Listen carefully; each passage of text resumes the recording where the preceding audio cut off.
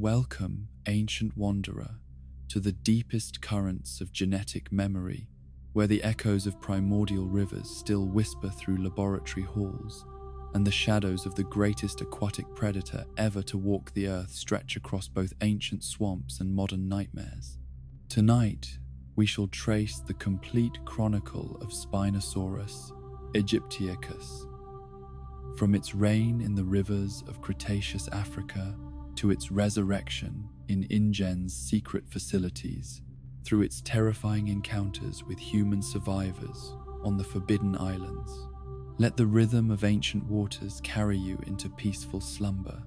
as we follow the wake of the river dragon through 95 million years of history. In the beginning of endings, when the earth was young yet already ancient beyond mortal comprehension, there stretched across the face of North Africa a realm that knew neither the footstep of man nor the sound of his voice,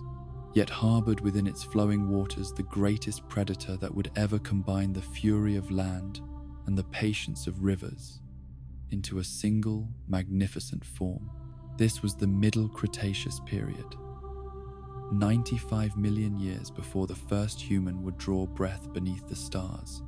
a time when the ancestors of the creature that would one day terrorize modern survivors ruled vast wetland kingdoms with an authority that no subsequent age would ever challenge. The world of Spinosaurus aegyptiacus was a paradise of endless waterways, where mighty rivers carved channels through landscapes that bore no resemblance to the arid deserts that would one day stretch across Egypt and Morocco. These were not the sparse, sun-baked lands that modern explorers would encounter, but lush tropical deltas where water flowed in abundance and life proliferated in forms so alien to contemporary understanding that paleontologists would struggle for decades to comprehend the true nature of the ecosystems that had sustained such extraordinary creatures. The climate itself was a testament to the Earth's capacity for nurturing life on scales that dwarf modern imagination, as greenhouse conditions maintained global temperatures that allowed tropical forests to flourish at latitudes where ice caps would eventually form. The atmospheric composition was richer in oxygen than modern air, supporting metabolisms and growth rates that would seem impossible to creatures adapted to contemporary conditions, while carbon dioxide levels created a greenhouse effect that kept the planet warm from pole to pole, without the seasonal variations that characterize the modern world. In this primordial paradise, where time moved with the patience of geological ages and evolution, experimented with forms that pushed the boundaries of what vertebrate anatomy could achieve, the lineage that would produce Spinosaurus began its journey toward perfection as the ultimate synthesis of terrestrial power and aquatic grace.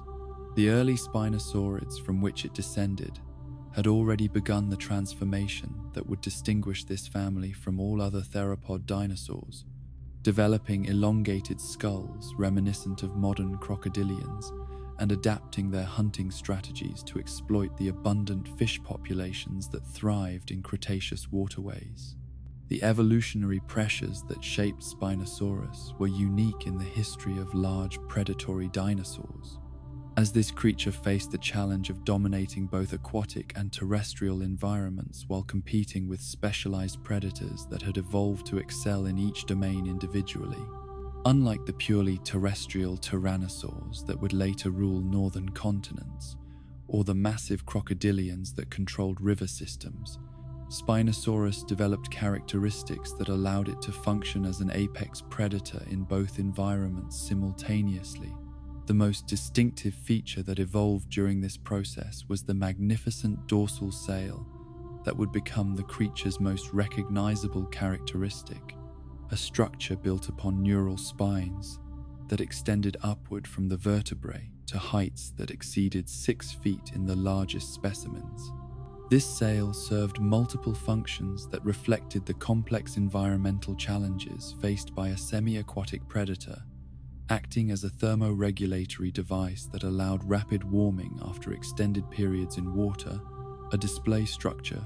for establishing dominance and attracting mates, and potentially as a stabilizing fin that enhanced swimming efficiency during aquatic pursuits. The skull that crowned this remarkable creature was itself a masterpiece of evolutionary engineering, stretching to lengths that approached 6 feet in the largest individuals, while maintaining the structural integrity necessary to withstand the tremendous forces generated during strikes against struggling prey.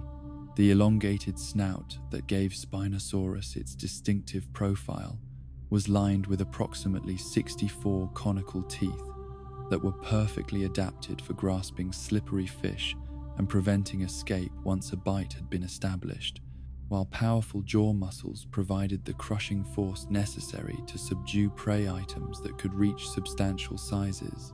The body plan that supported this magnificent head represented a departure from typical theropod architecture, as Spinosaurus evolved proportions that reflected its dual lifestyle and unique ecological niche. The torso was deeper and more robust than that of typical large theropods, providing the internal volume necessary to house the massive digestive system required to process large quantities of fish, while maintaining the structural strength necessary to support the creature's enormous size during terrestrial locomotion. The limbs that carried this apex predator through its domain were themselves marvels of adaptive evolution, as the forelimbs retained the power and functionality that had been reduced or lost in many other large theropods. These arms,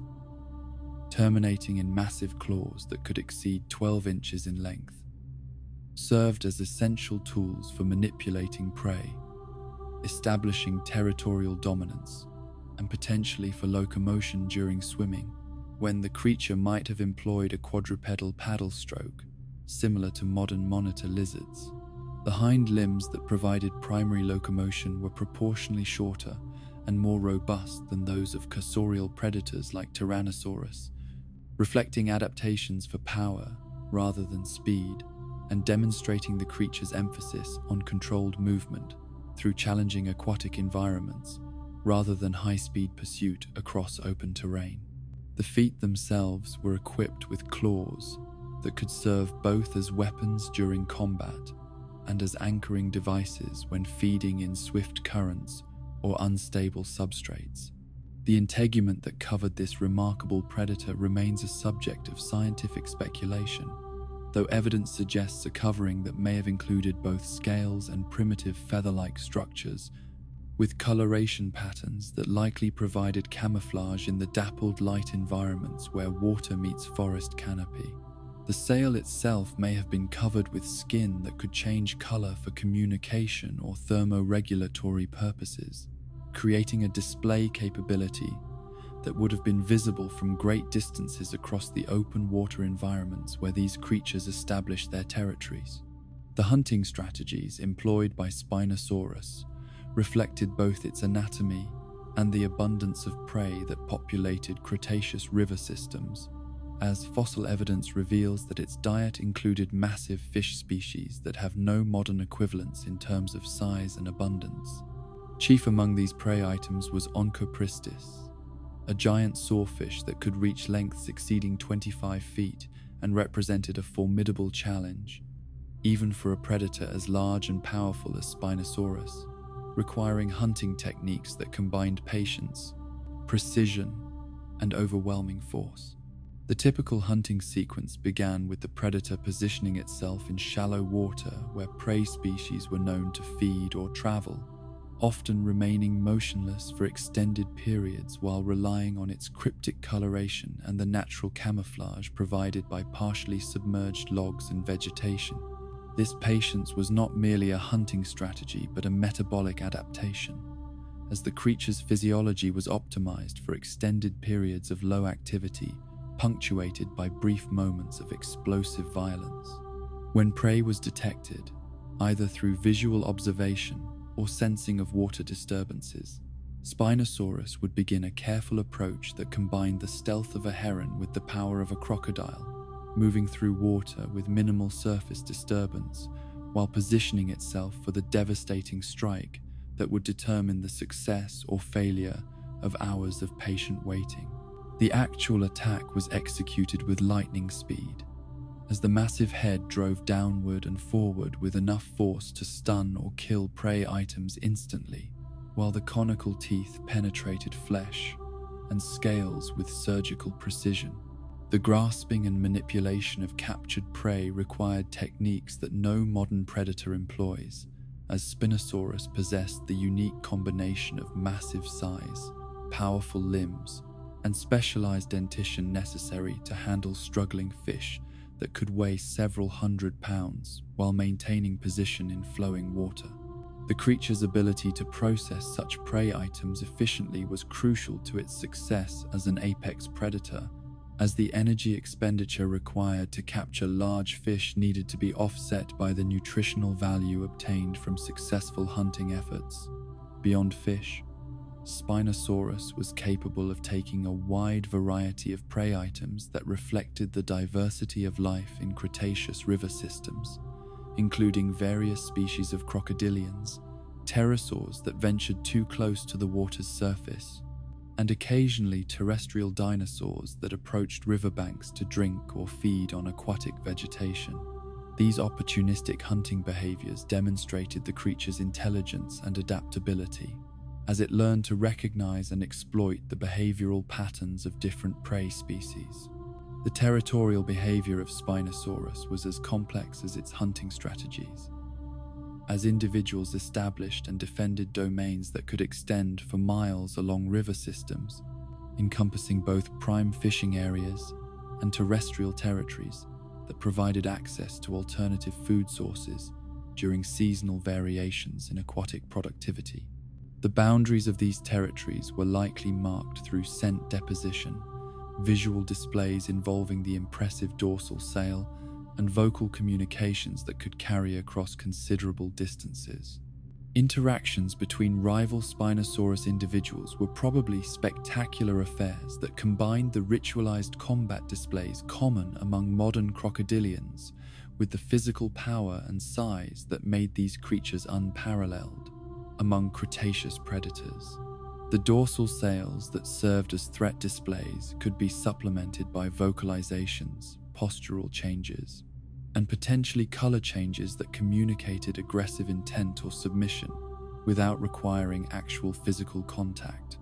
When territorial disputes escalated to actual combat,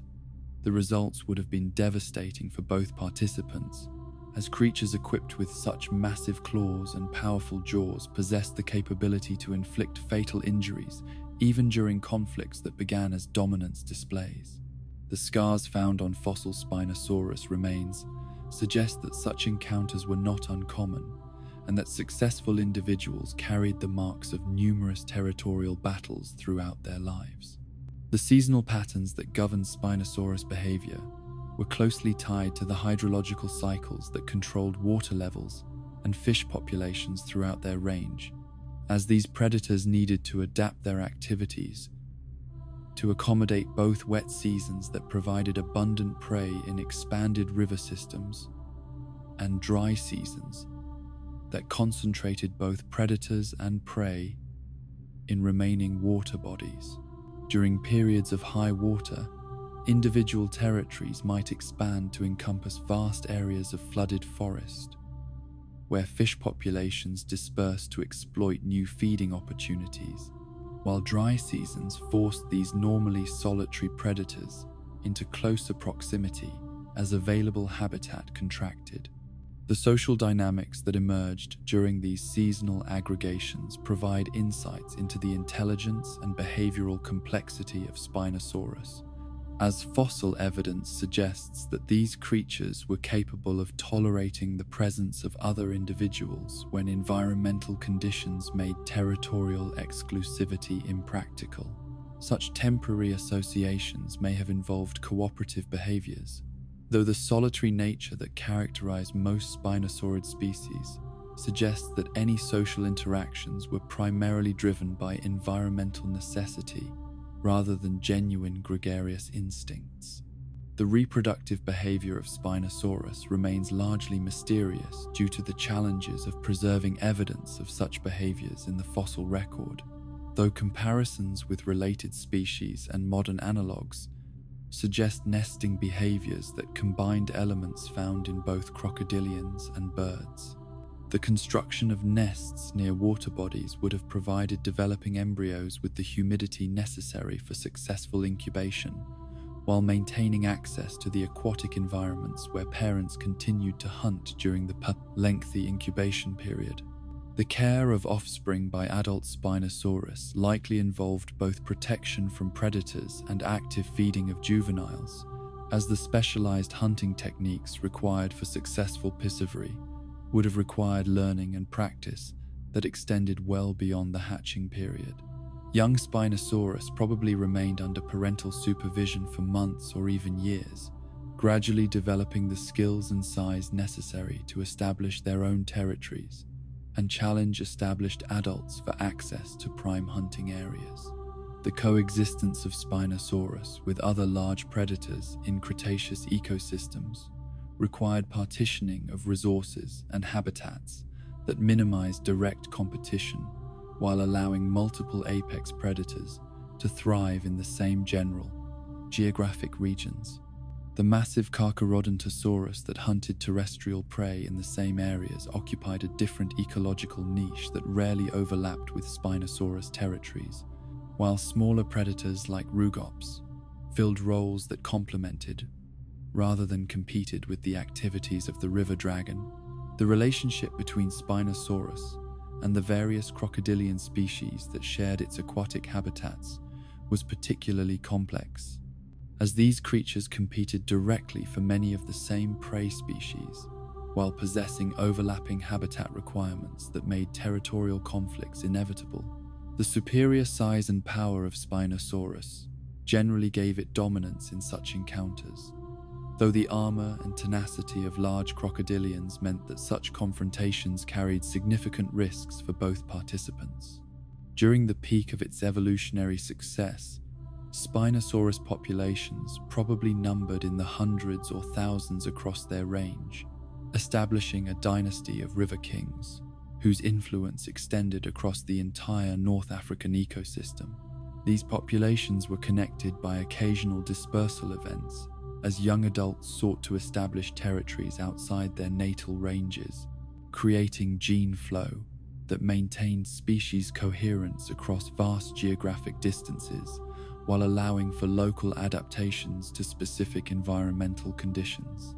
The daily rhythm of life for an adult Spinosaurus was governed by the intersection of metabolic requirements, prey availability, and environmental conditions, as these creatures needed to balance the energy expenditure of active hunting against the calories obtained from successful predation, while maintaining the territorial vigilance necessary to protect valuable fishing areas from competitors. The typical day began before dawn with patrol activities that established presence throughout the territory and assessed the location and abundance of potential prey items. The hours following sunrise were often the most productive for hunting, as many fish species were most active during periods of changing light conditions, while the warming temperatures increased the metabolic rate and activity level of the predator itself. Successful hunting sessions might be followed by extended periods of digestion and rest, as the processing of large prey items required significant energy allocation that made simultaneous hunting efforts inefficient. The afternoon hours were typically devoted to territorial maintenance and social behaviors, as this was when encounters with other Spinosaurus individuals were most likely to occur, and when the impressive dorsal sail could be most effectively displayed for both intimidation and communication purposes. The late afternoon and evening brought renewed hunting opportunities, as prey species adapted to different light conditions became active, while the cooler temperatures provided relief from the intense heat that characterized Cretaceous climate conditions. The nocturnal hours presented unique challenges and opportunities for Spinosaurus, as reduced visibility made traditional visual hunting more difficult, while creating opportunities for ambush tactics that exploited the creature's ability to remain motionless for extended periods. The enhanced hearing and tactile sensitivity that characterized Spinosaurid adaptations allowed these predators to detect prey movement through water vibrations and sound even when visual cues were limited.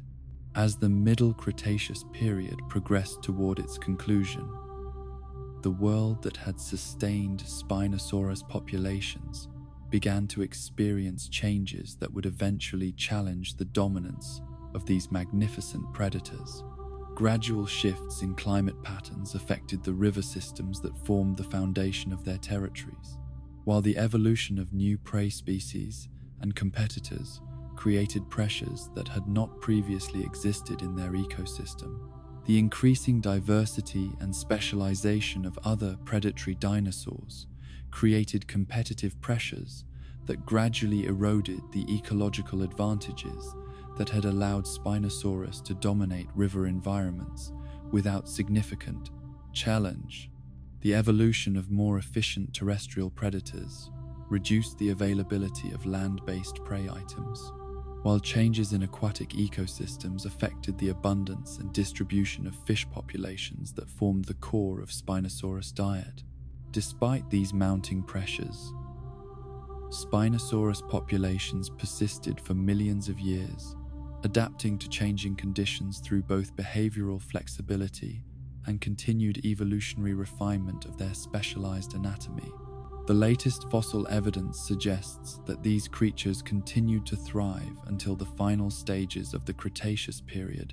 maintaining their position as apex predators, even as the world around them underwent fundamental transformations. The legacy of Spinosaurus in Cretaceous ecosystems extended far beyond their direct impact as predators, as their presence influenced the evolution and behavior of countless other species that shared their environment. The pressure exerted by these apex predators shaped the development of defensive adaptations in prey species, while their territorial behaviors affected the distribution and abundance of other predators throughout their range. In the deep places of time, where the currents of ancient rivers have long since changed course, and the fish that once sustained these magnificent predators have themselves passed into extinction, the genetic memory of Spinosaurus aegyptiacus waited in crystalline patience for the day when human ambition would dare to resurrect what nature had allowed to pass away. The river dragon slept in stone and amber.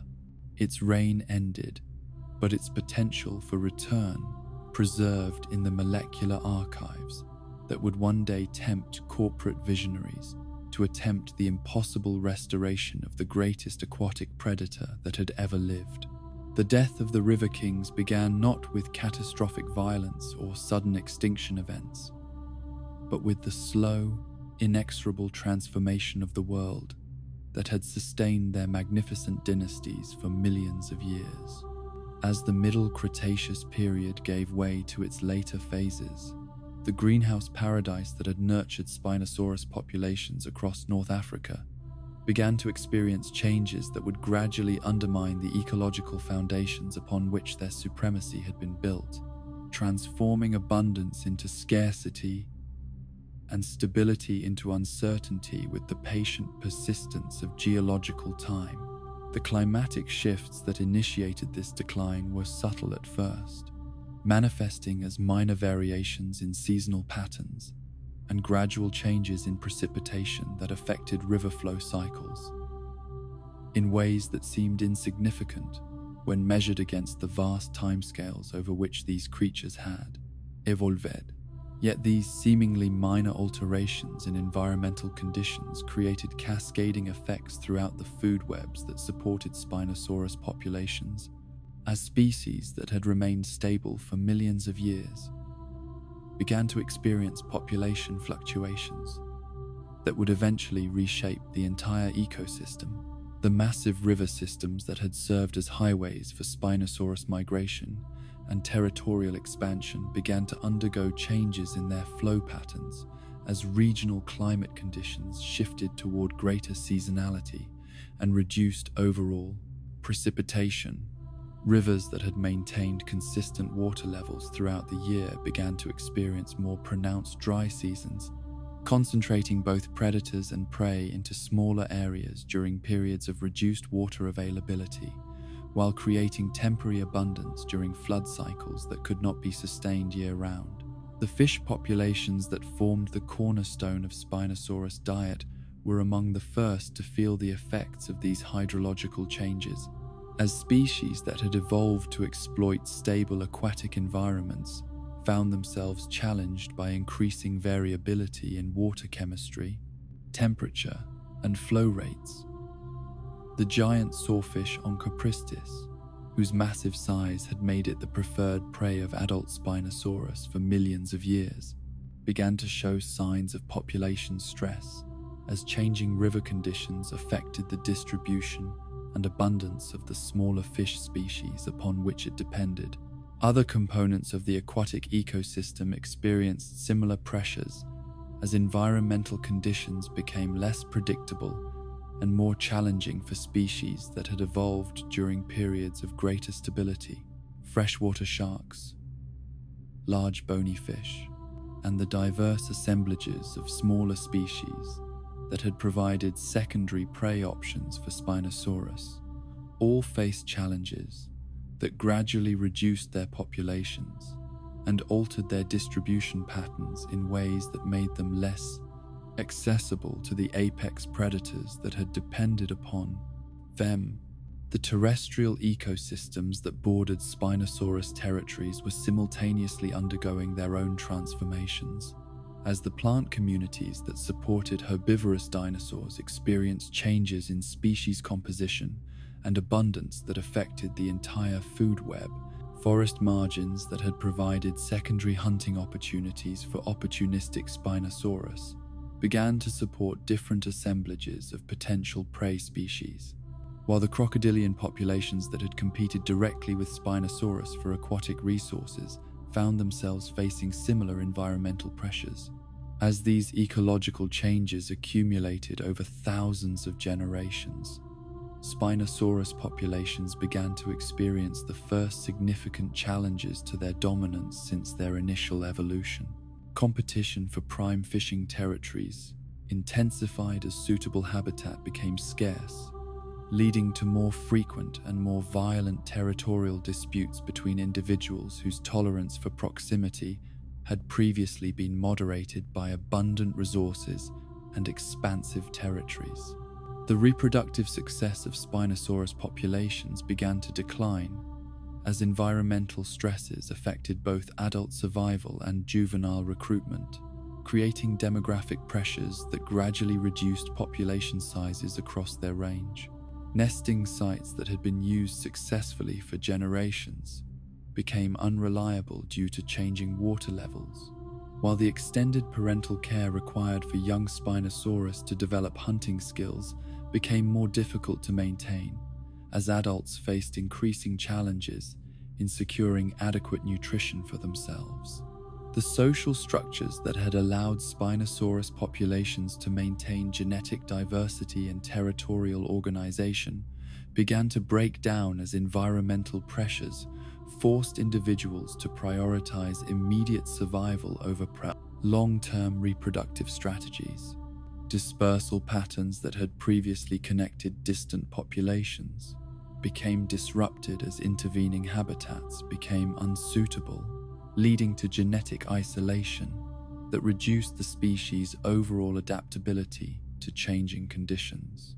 Younger individuals seeking to establish territories found themselves competing not only with established adults, but also with displaced older individuals whose traditional territories had become uninhabitable due to environmental changes. This intensified competition created selection pressures that favored larger size and greater aggression, potentially contributing to evolutionary changes that made the species less efficient at exploiting the resources that remained available. The final centuries of Spinosaurus existence were characterized by a gradual retreat into the most favorable remaining habitats, as populations that had once ranged across vast areas of North Africa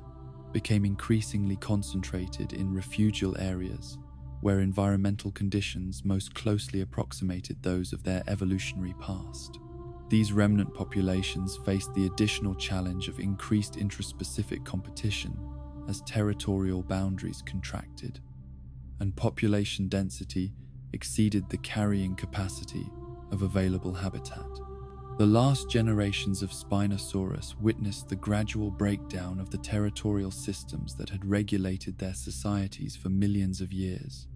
as the energy costs of maintaining large territories exceeded the benefits obtained from exclusive access to increasingly scarce resources. Some individuals may have been forced to adopt more nomadic lifestyles, following seasonal resource availability rather than defending fixed territories, while others may have attempted to survive through increased dietary flexibility that included greater reliance on terrestrial prey. The fossil record of this decline period provides glimpses of the challenges faced by these magnificent predators as they struggled to adapt to rapidly changing conditions. Bone pathologies that suggest nutritional stress become more common in later specimens, while evidence of healed injuries implies increased rates of intraspecific violence as competition intensified. The size distribution of fossil specimens from this period suggests that fewer individuals were reaching maximum adult size, indicating reduced survival rates and reproductive success. Some populations may have attempted to adapt through behavioral changes that allowed them to exploit resources that had previously been ignored or avoided, yet the highly specialized anatomy that had made Spinosaurus so successful in aquatic environments also limited their ability to adopt alternative lifestyles. The massive dorsal sail that had served as both thermoregulatory device and display structure became a liability in environments where stealth and energy conservation were more important than intimidation and thermal management. The dentition that had been perfectly adapted for grasping slippery fish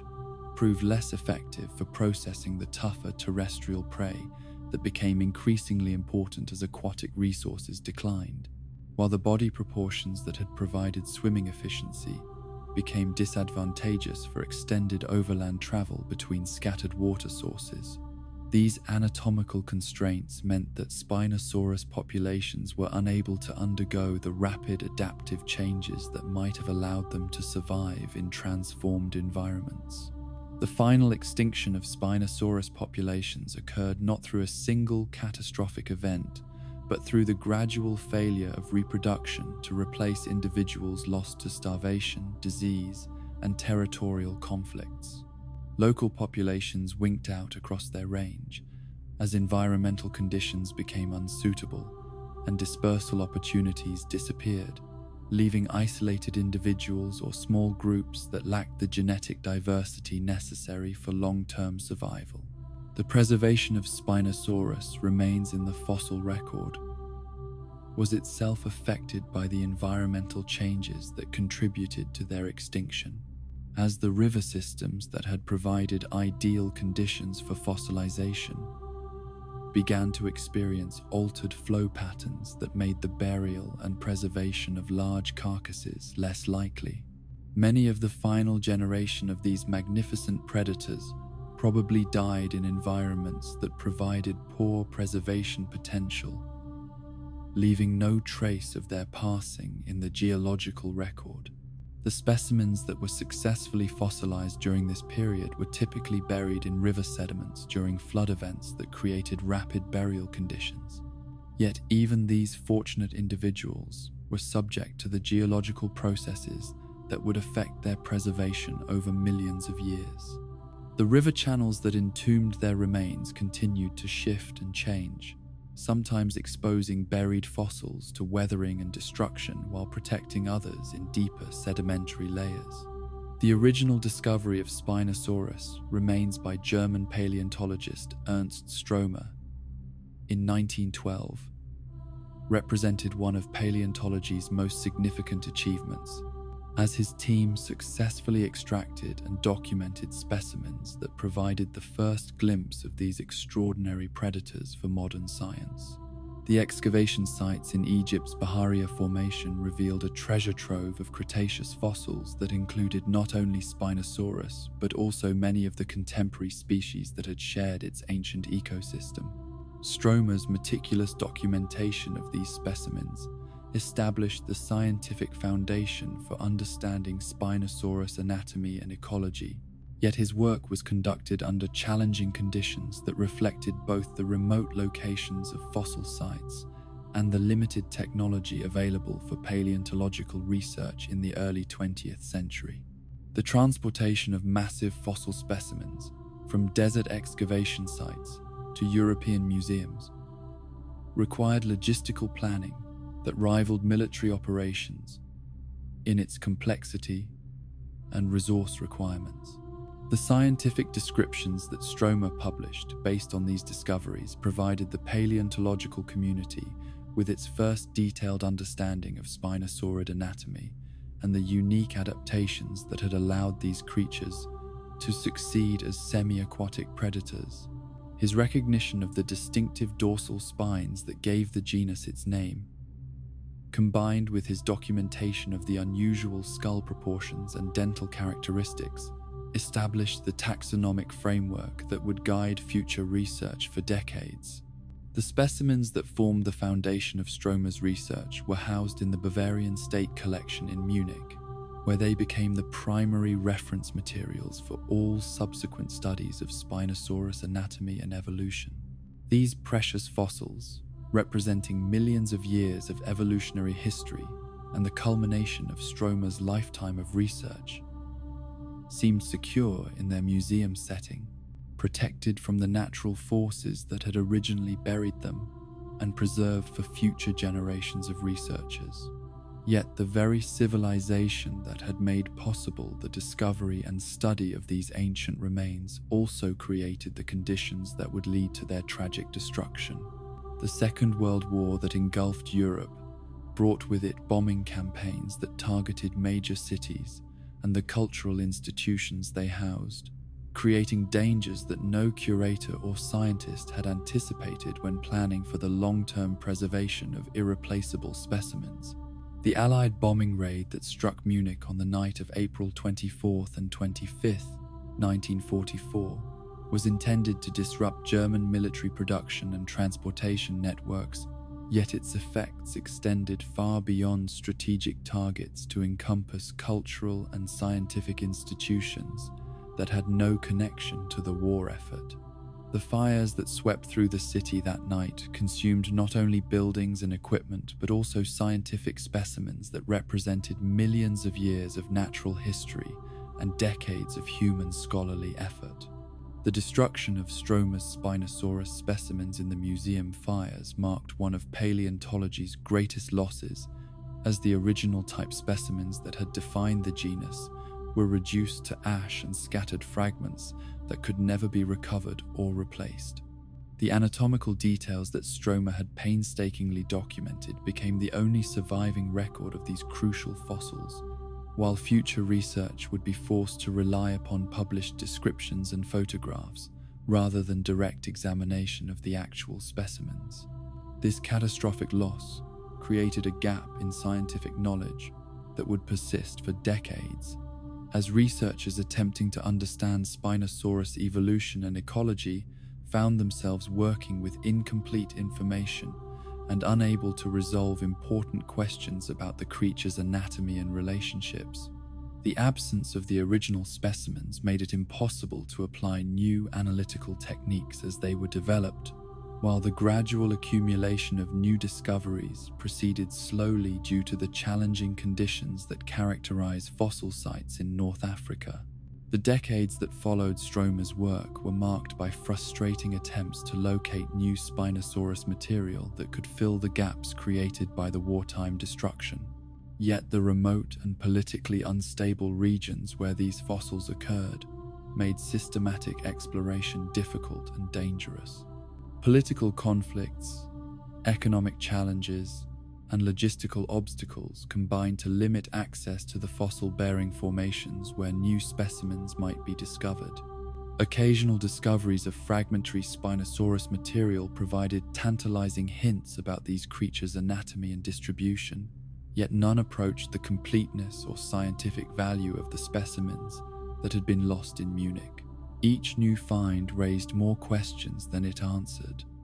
while the absence of comprehensive skeletal material made it impossible to resolve fundamental debates about Spinosaurus biology and behavior. The creature that emerged from this period of limited knowledge was more myth than science,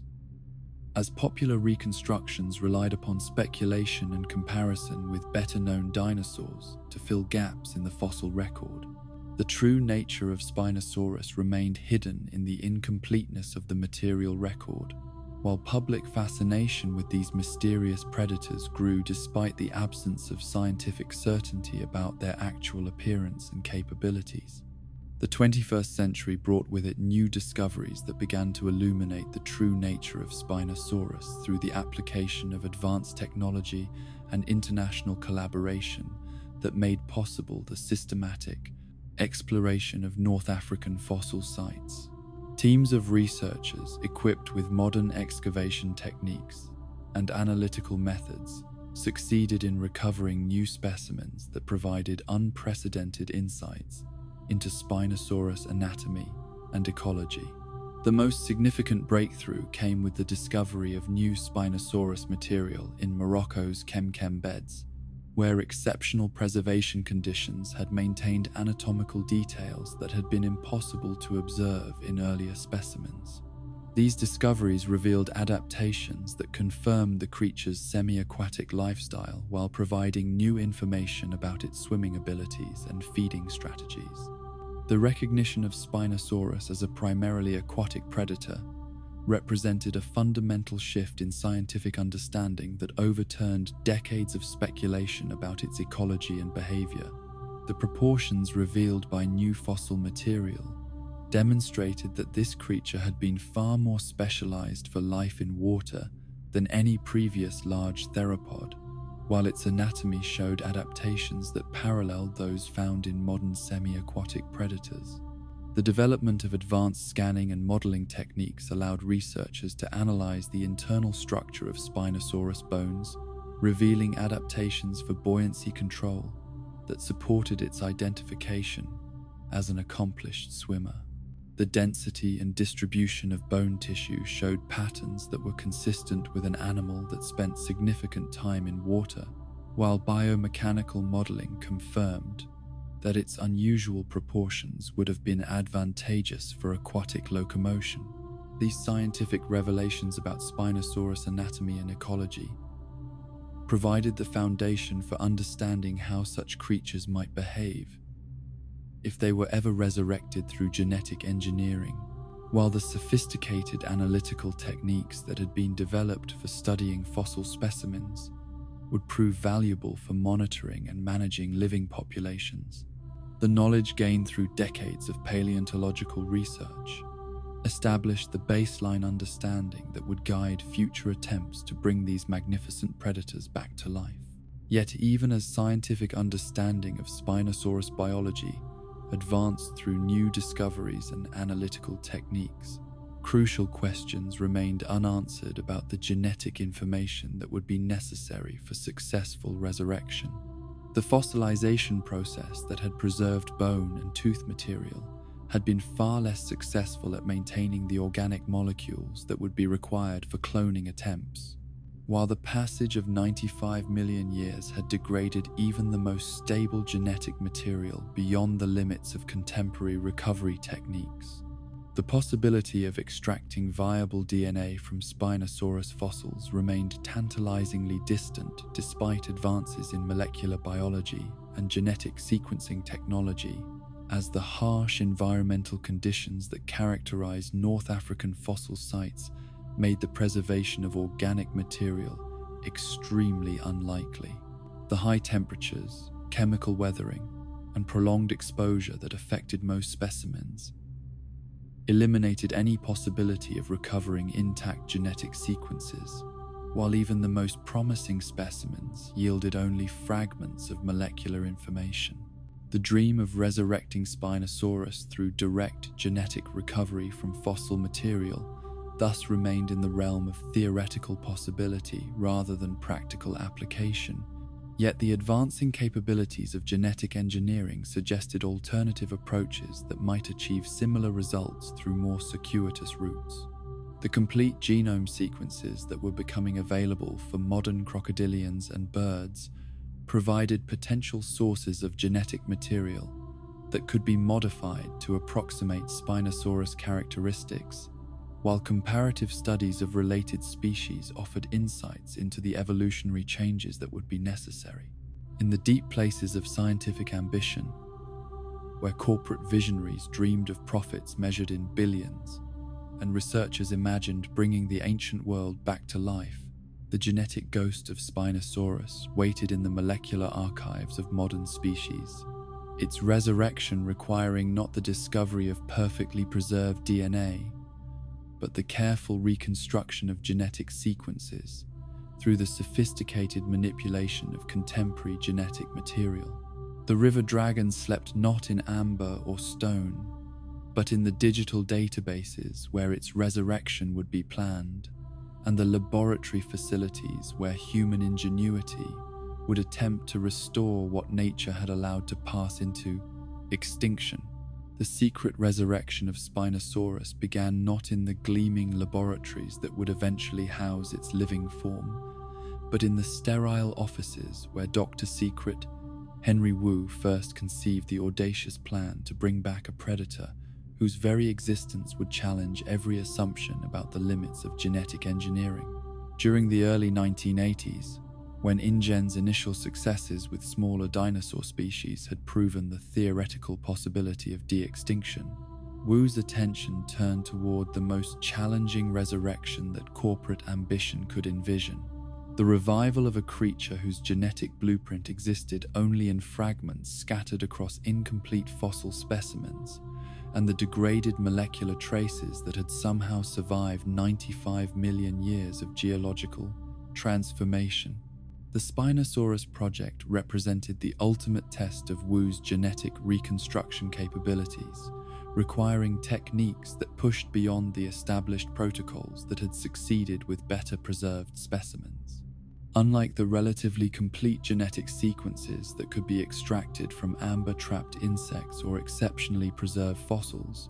Spinosaurus DNA existed only as fragmentary sequences that would need to be painstakingly assembled from multiple sources and filled with genetic material from modern species, whose own evolutionary histories provided the closest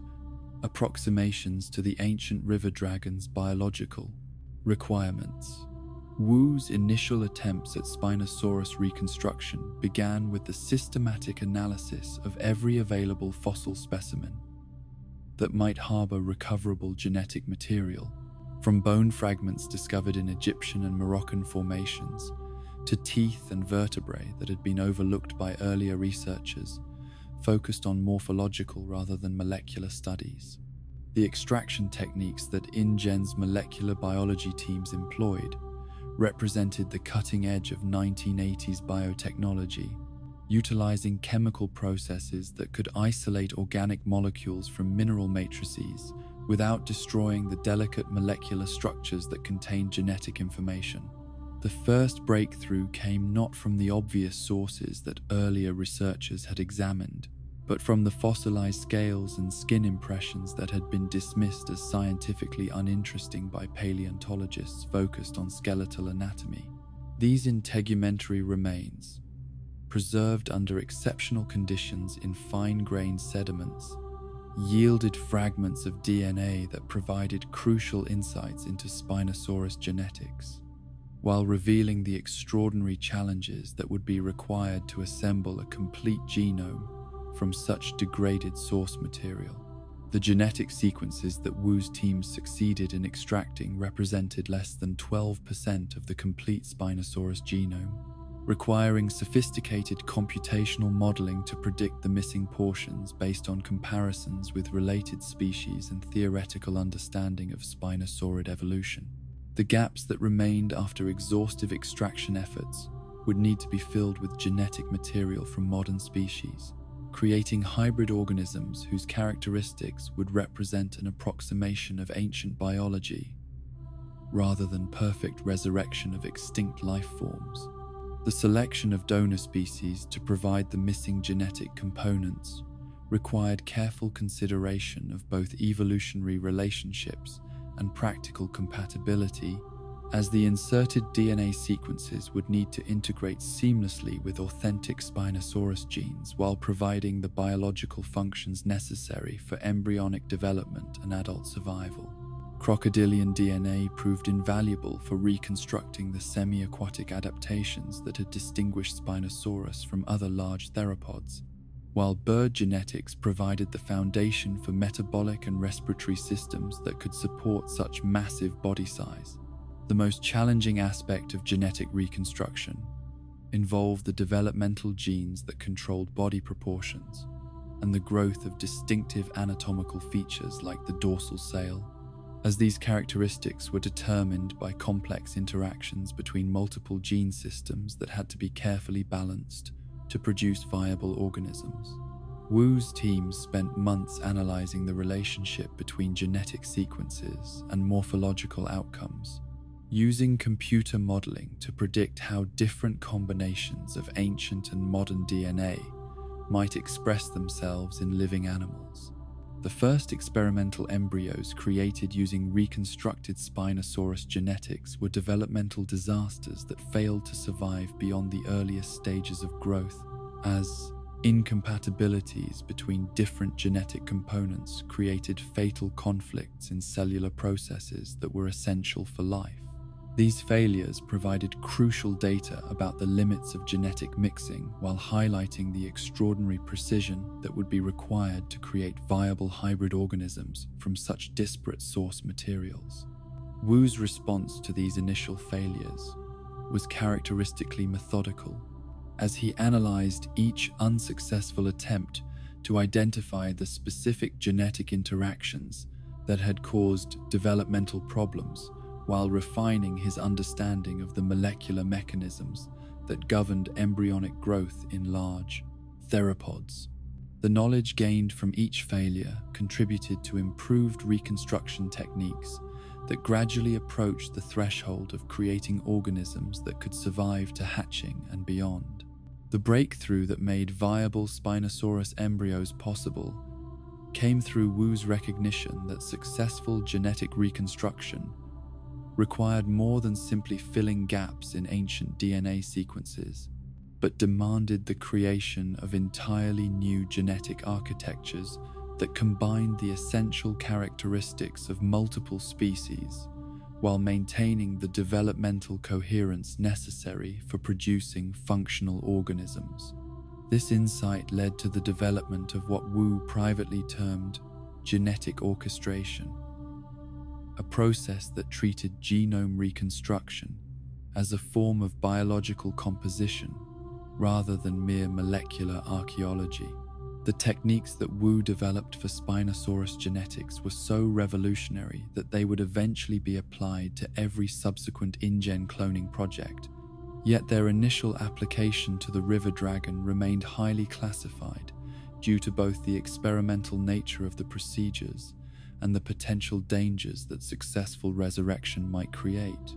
The corporate decision to maintain absolute secrecy around the Spinosaurus project reflected both competitive concerns about protecting proprietary techniques and genuine uncertainty about humanity's ability to control such formidable predators. The first viable Spinosaurus embryo was created in Wu's Site B laboratory during the spring of 1984, developing within an artificial womb system that had been specially modified to accommodate the unique requirements of semi-aquatic predators. The environmental controls that sustained this precious experiment maintained water temperature, chemical composition, and oxygen levels that approximated the conditions that might have existed in Cretaceous river systems, while sophisticated monitoring equipment tracked every aspect of embryonic development. The growth patterns that emerged during the embryo's development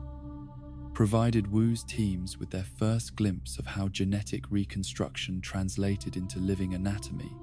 As the creature began to exhibit the elongated skull proportions and distinctive body plan that distinguished Spinosaurus from other large theropods, the dorsal spines that would eventually support the creature's magnificent sail began as modest projections that gradually extended upward as development progressed, while the limb proportions reflected the semi-aquatic lifestyle that the genetic engineering had attempted to recreate. The hatching of InGen's first cloned Spinosaurus represented a triumph of genetic engineering that exceeded every previous achievement in de-extinction technology. Yet the infant predator that emerged from its artificial egg was simultaneously a perfect success and a terrible warning about the forces that corporate ambition had chosen to resurrect. The creature that drew its first breath in a Site B laboratory was not merely a large dinosaur, but the reincarnation of the ancient world's greatest aquatic predator, carrying within its hybrid genetics both the majesty of its prehistoric ancestors and the unpredictable characteristics that artificial resurrection had introduced. The juvenile Spinosaurus displayed behavioral patterns that combined recognizable predatory instincts with novel characteristics that had never been documented in any natural species, as the genetic modifications that Wu had introduced to ensure viability had created side effects that manifested themselves in unexpected ways. The creature's intelligence exceeded projections based on fossil evidence and comparative studies, while its aggression toward both potential prey and human handlers suggested that successful resurrection had produced something more dangerous than its ancient ancestors. Wu's documentation of the young Spinosaurus's development provided InGen with unprecedented insights into predatory dinosaur behavior and cognition. Yet each observation raised new questions about the wisdom of creating creatures whose capabilities might exceed humanity's ability to predict or control them. The feeding experiments that were necessary to understand the creature's dietary requirements resulted in displays of hunting prowess that left even experienced animal handlers shaken by the efficiency and violence of its predatory responses. The aquatic adaptations that genetic reconstruction had attempted to recreate proved remarkably successful, as the growing Spinosaurus demonstrated swimming abilities that surpassed those of any modern semi-aquatic predator while maintaining the terrestrial mobility that made it equally dangerous on land. The creature's comfort in water environments that would have challenged other large theropods suggested that Wu's genetic engineering had successfully recreated the essential physiological adaptations that had made the original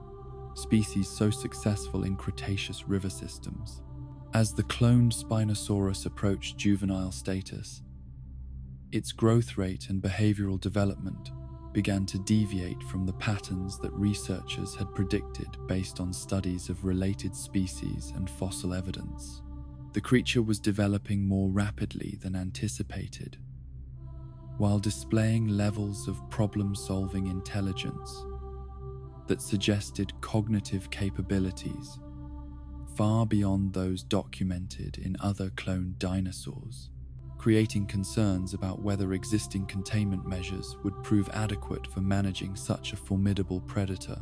The security protocols that had been developed for housing large theropods were tested to their limits by the growing Spinosaurus,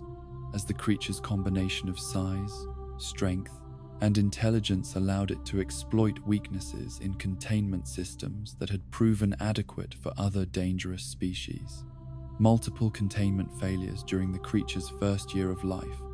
resulted in the deaths of 3 handlers and the implementation of increasingly restrictive security measures that made routine care and observation extremely difficult.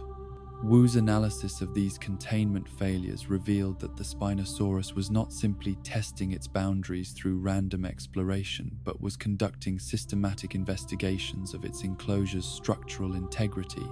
learning from each failed escape attempt to develop more sophisticated strategies for achieving freedom.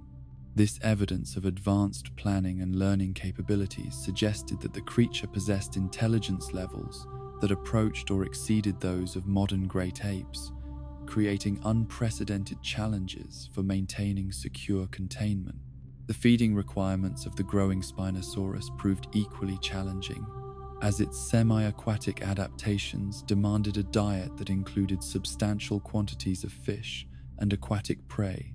that were difficult and expensive to provide in sufficient quantities. The creature's refusal to accept pre-processed food or artificial supplements forced InGen to establish elaborate supply chains for delivering live fish to Site B, while its hunting behaviors during feeding sessions provided dramatic demonstrations of the predatory capabilities that genetic resurrection had restored. The territorial behaviors that emerged as the Spinosaurus reached subadult status created additional complications for its management, as the creature began to display aggressive responses to human presence that suggested it viewed its handlers and researchers as potential competitors rather than neutral caretakers. These behavioral changes necessitated the development of entirely new protocols for interacting with the creature, as traditional animal handling techniques proved inadequate for managing a predator whose intelligence and aggression exceeded those of any previously studied species. Wu's secret genetic modifications to the Spinosaurus project, implemented without corporate oversight or ethical review, reflected his growing confidence in genetic engineering techniques and his desire to push the boundaries of what resurrection technology could achieve. These unauthorized enhancements included modifications to the creature's metabolic rate, sensory capabilities, and aggressive responses that were designed to create what Wu privately considered a perfected version of the ancient predator. The incorporation of genetic material from modern predatory species was intended to address perceived limitations in the original Spinosaurus design, as Wu believed that millions of years of evolution since the Cretaceous period had produced advances in predatory efficiency that could be profitably incorporated into resurrected species. These modifications included enhanced sensory systems derived from sharks and crocodiles, improved cardiovascular performance based on bird genetics, and cognitive enhancements that drew upon mammalian neural development patterns. The ethical implications of creating organisms that had never existed in nature were not seriously considered by Wu or his corporate supervisors, as the excitement of technical achievement and the potential commercial applications of enhanced predators overshadowed concerns about the moral responsibilities that came with wielding such unprecedented power over life itself. The creature that was developing in Site B's laboratories was not merely a resurrected Spinosaurus, but an artificial predator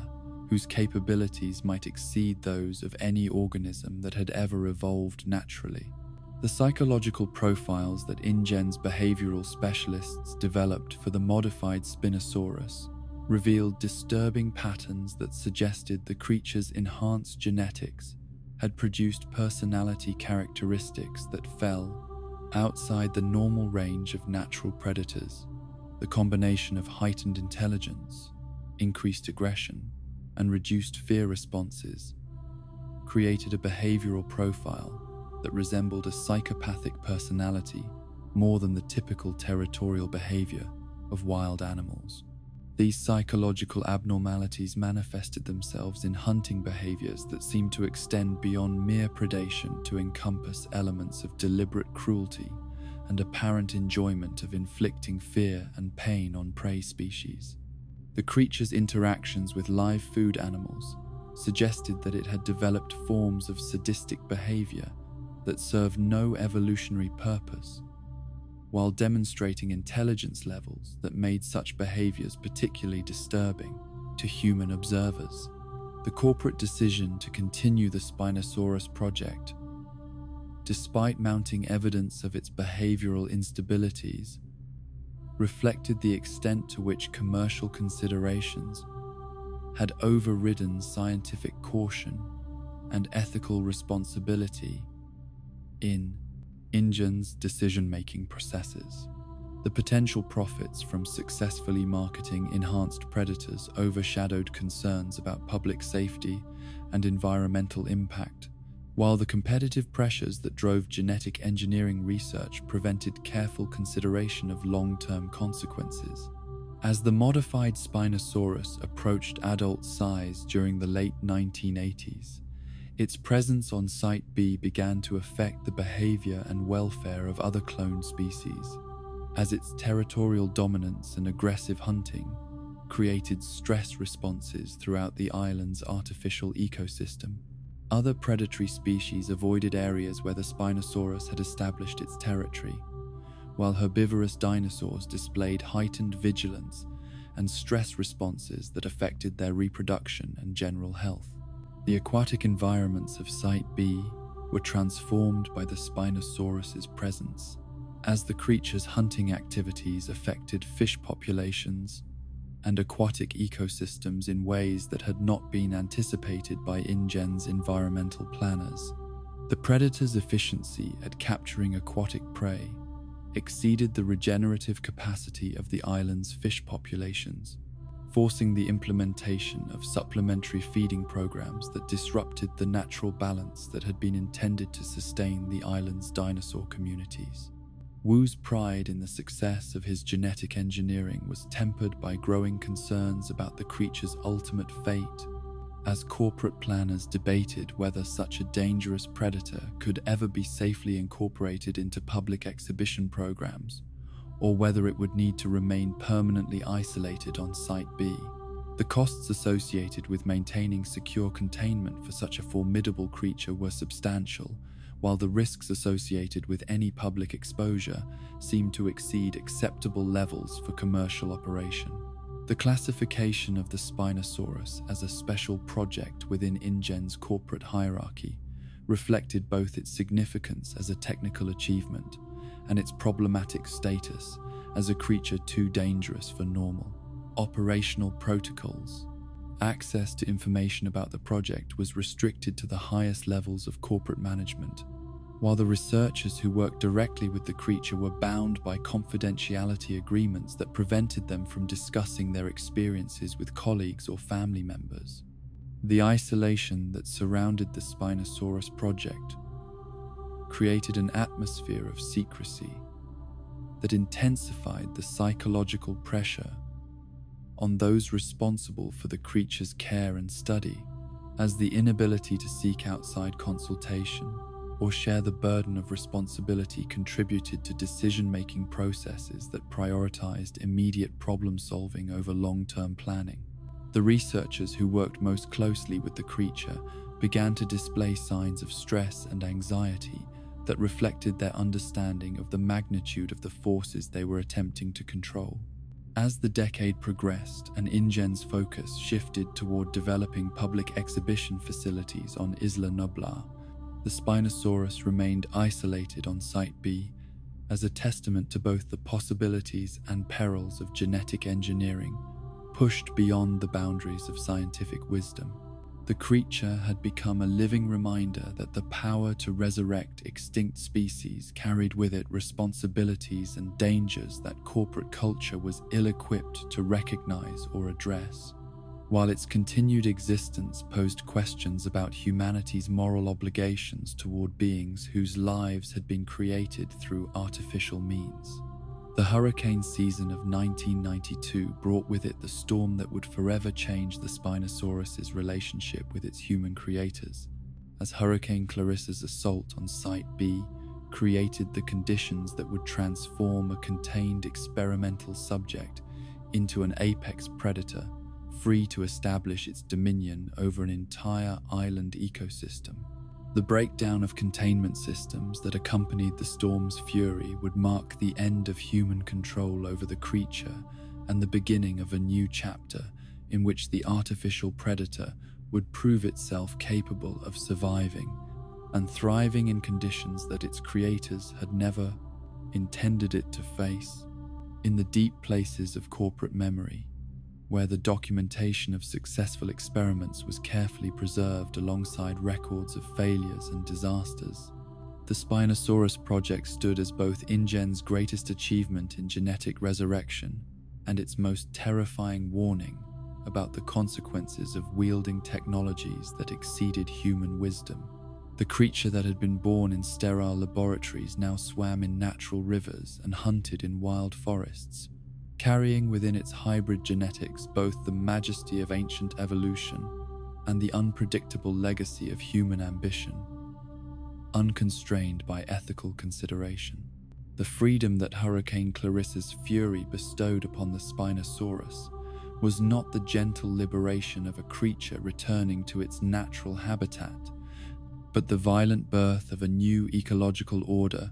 that would transform Site B from a carefully managed research facility into a primordial hunting ground where the ancient laws of predation would reassert themselves with unprecedented ferocity. As the storm's winds finally diminished and the torrential rains that had flooded containment systems began to subside, the magnificent predator that emerged from its damaged enclosure carried within its hybrid genetics both the patient hunting instincts of its Cretaceous ancestors and the enhanced capabilities that human genetic engineering had grafted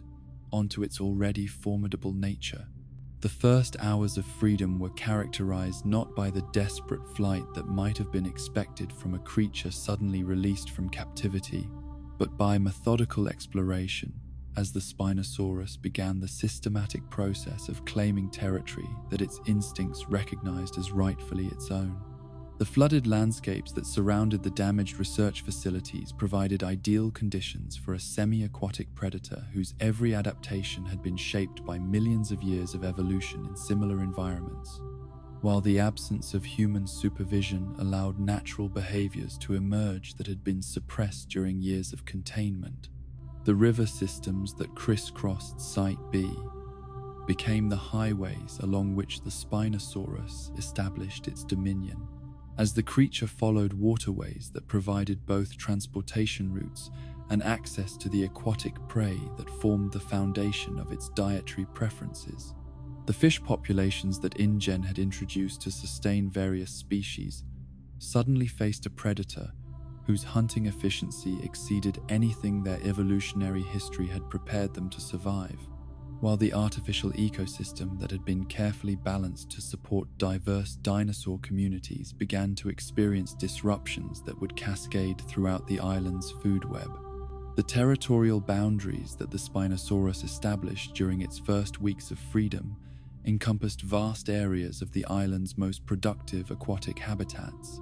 as the creature's enhanced intelligence enabled it to recognize and claim the locations that would provide optimal hunting opportunities, while offering strategic advantages for detecting and repelling potential competitors. These territories were marked not through the scent deposits and visual displays that characterized most terrestrial predators, but through the systematic elimination of any creatures that challenged its authority over prime fishing areas and river access points. The psychological transformation that accompanied physical freedom was perhaps even more significant than the geographic expansion of the creature's domain, as behaviors that had been suppressed or redirected during captivity emerged with an intensity that reflected years of frustrated predatory instincts. The Spinosaurus that had been contained within artificial enclosures had displayed only glimpses of its true behavioral repertoire,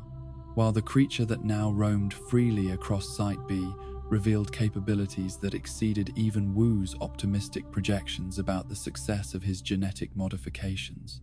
The hunting strategies that the liberated Spinosaurus developed represented an evolution beyond the techniques that had been documented in its ancient ancestors, as the creature's enhanced intelligence combined with its artificial environment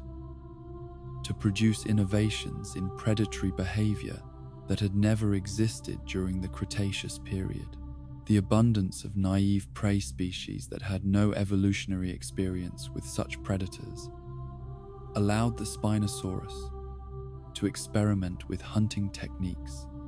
that prioritized efficiency and behavioral study over immediate nutritional needs. The aquatic prey that formed the core of the Spinosaurus's diet were harvested with mechanical precision that reflected both instinctive hunting patterns and learned adaptations to the specific characteristics of Site B's fish populations. The creature's conical teeth, perfectly adapted for grasping slippery prey, proved devastatingly effective against species that had evolved no defenses against such specialized predation, while its massive size and swimming capabilities allowed it to exploit every aquatic habitat on the island, regardless of depth or current strength. The terrestrial hunting opportunities that presented themselves during the Spinosaurus's expansion across Site B revealed the creature's remarkable adaptability,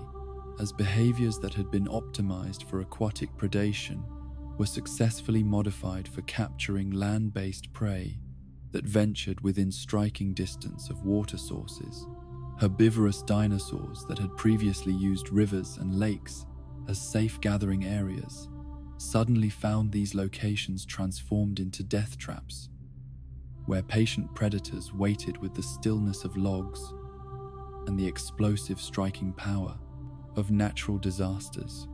The first major territorial challenge to the Spinosaurus's expanding dominion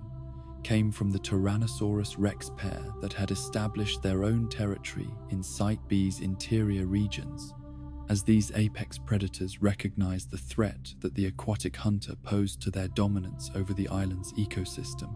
The confrontation that developed between these titans represented more than simple competition for resources, but a fundamental clash between different predatory strategies and evolutionary philosophies that had never been tested against each other during their original existence. The initial encounters between the Spinosaurus and the Tyrannosaurus pair were characterized by cautious, mutual assessment rather than immediate violence, as each species recognized that the others possessed capabilities that made direct confrontation extremely dangerous for all participants. The Spinosaurus's advantages in aquatic environments were balanced by the Tyrannosaur's superior terrestrial mobility and crushing bite force, while the intelligence levels that genetic modification had enhanced in all three creatures enabled strategic thinking that elevated their conflicts beyond simple animal aggression.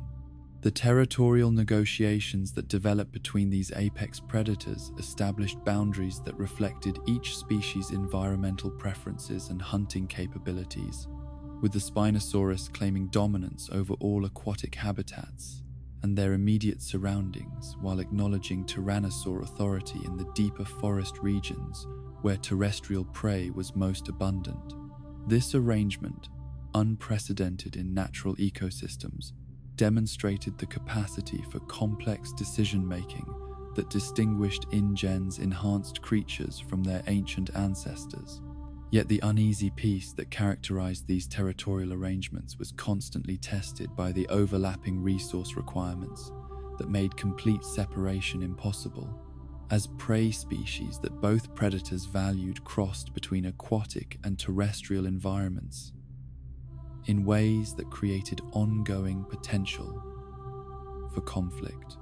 The Spinosaurus's willingness to venture onto land in pursuit of prey that had fled toward Tyrannosaur territory, combined with the Tyrannosaur's occasional need to access water sources within the river dragon's domain, created a dynamic tension that required constant negotiation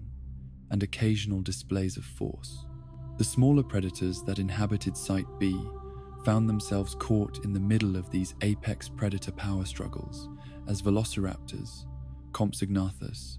and other carnivorous species were forced to adapt their hunting strategies and territorial behaviors to avoid conflicts with creatures whose size and enhanced capabilities made them virtually invulnerable to attack.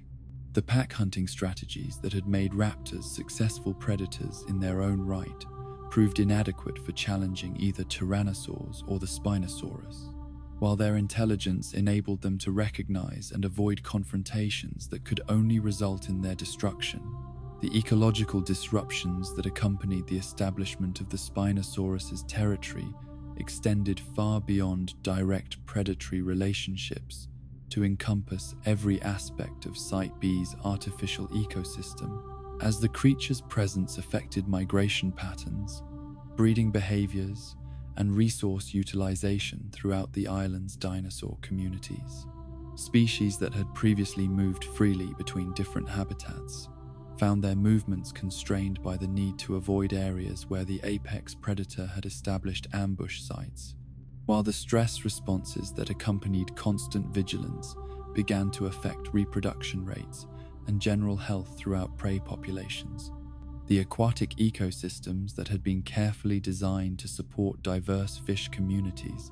began to show signs of overexploitation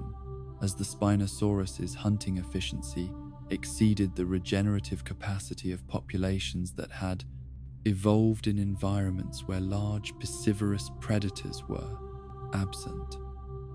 The systematic depletion of prime fishing areas forced the creature to expand its hunting range and modify its dietary preferences in ways that created cascading effects throughout the island's food webs. The seasonal patterns that had governed Site B's ecological rhythms were disrupted by the presence of a predator whose enhanced metabolism and territorial requirements exceeded those of any natural species, as the Spinosaurus's constant need for substantial quantities of food prevented the recovery periods that had previously allowed prey populations to maintain stable numbers. The creature's ability to hunt effectively throughout both wet and dry seasons eliminated the refuges that had provided temporary relief from predation pressure for various species.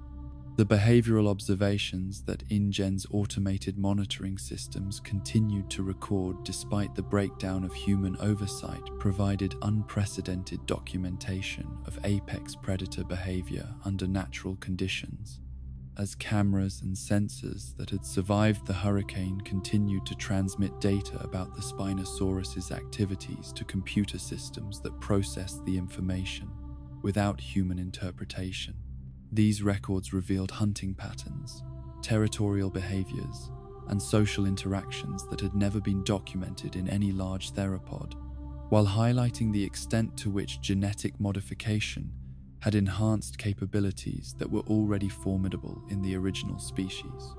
The intelligence demonstrations that the Spinosaurus provided through its problem-solving behaviors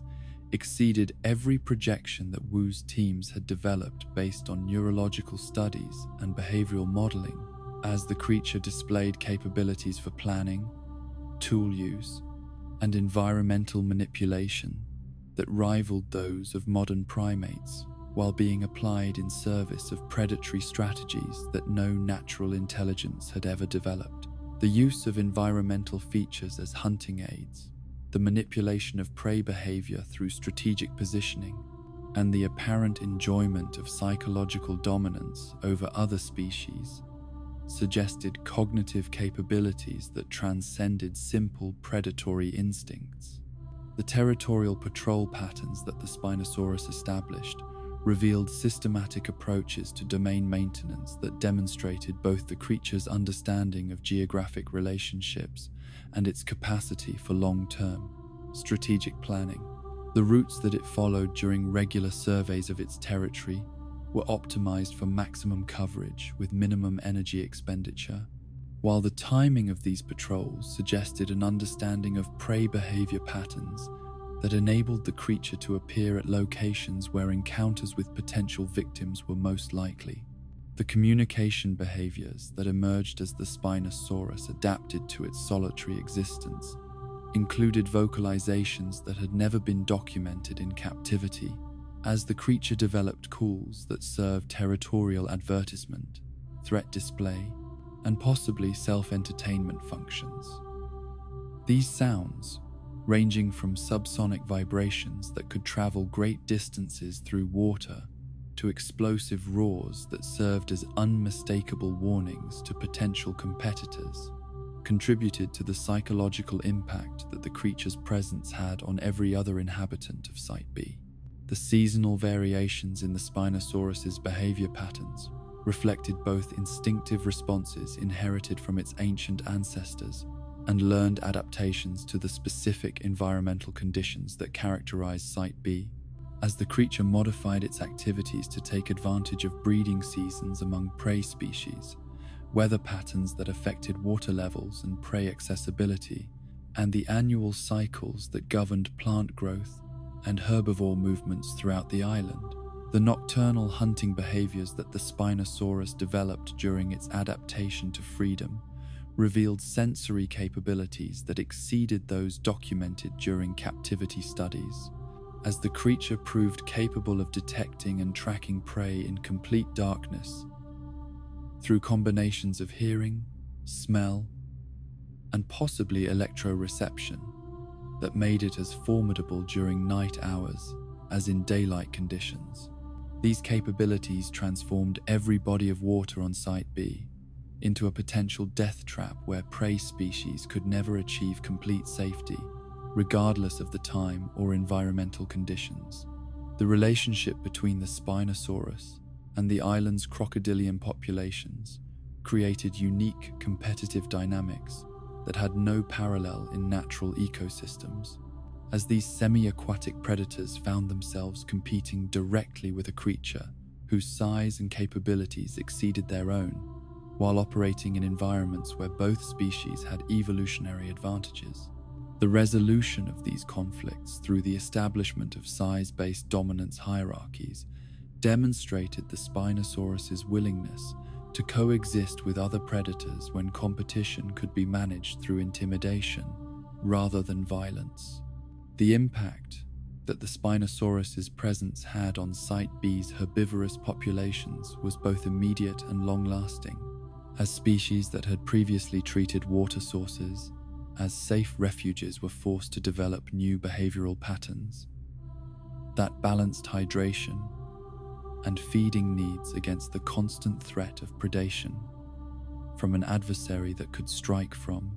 concealment with devastating effect. The stress responses that accompanied this perpetual vigilance began to affect reproduction rates and social structures throughout prey populations.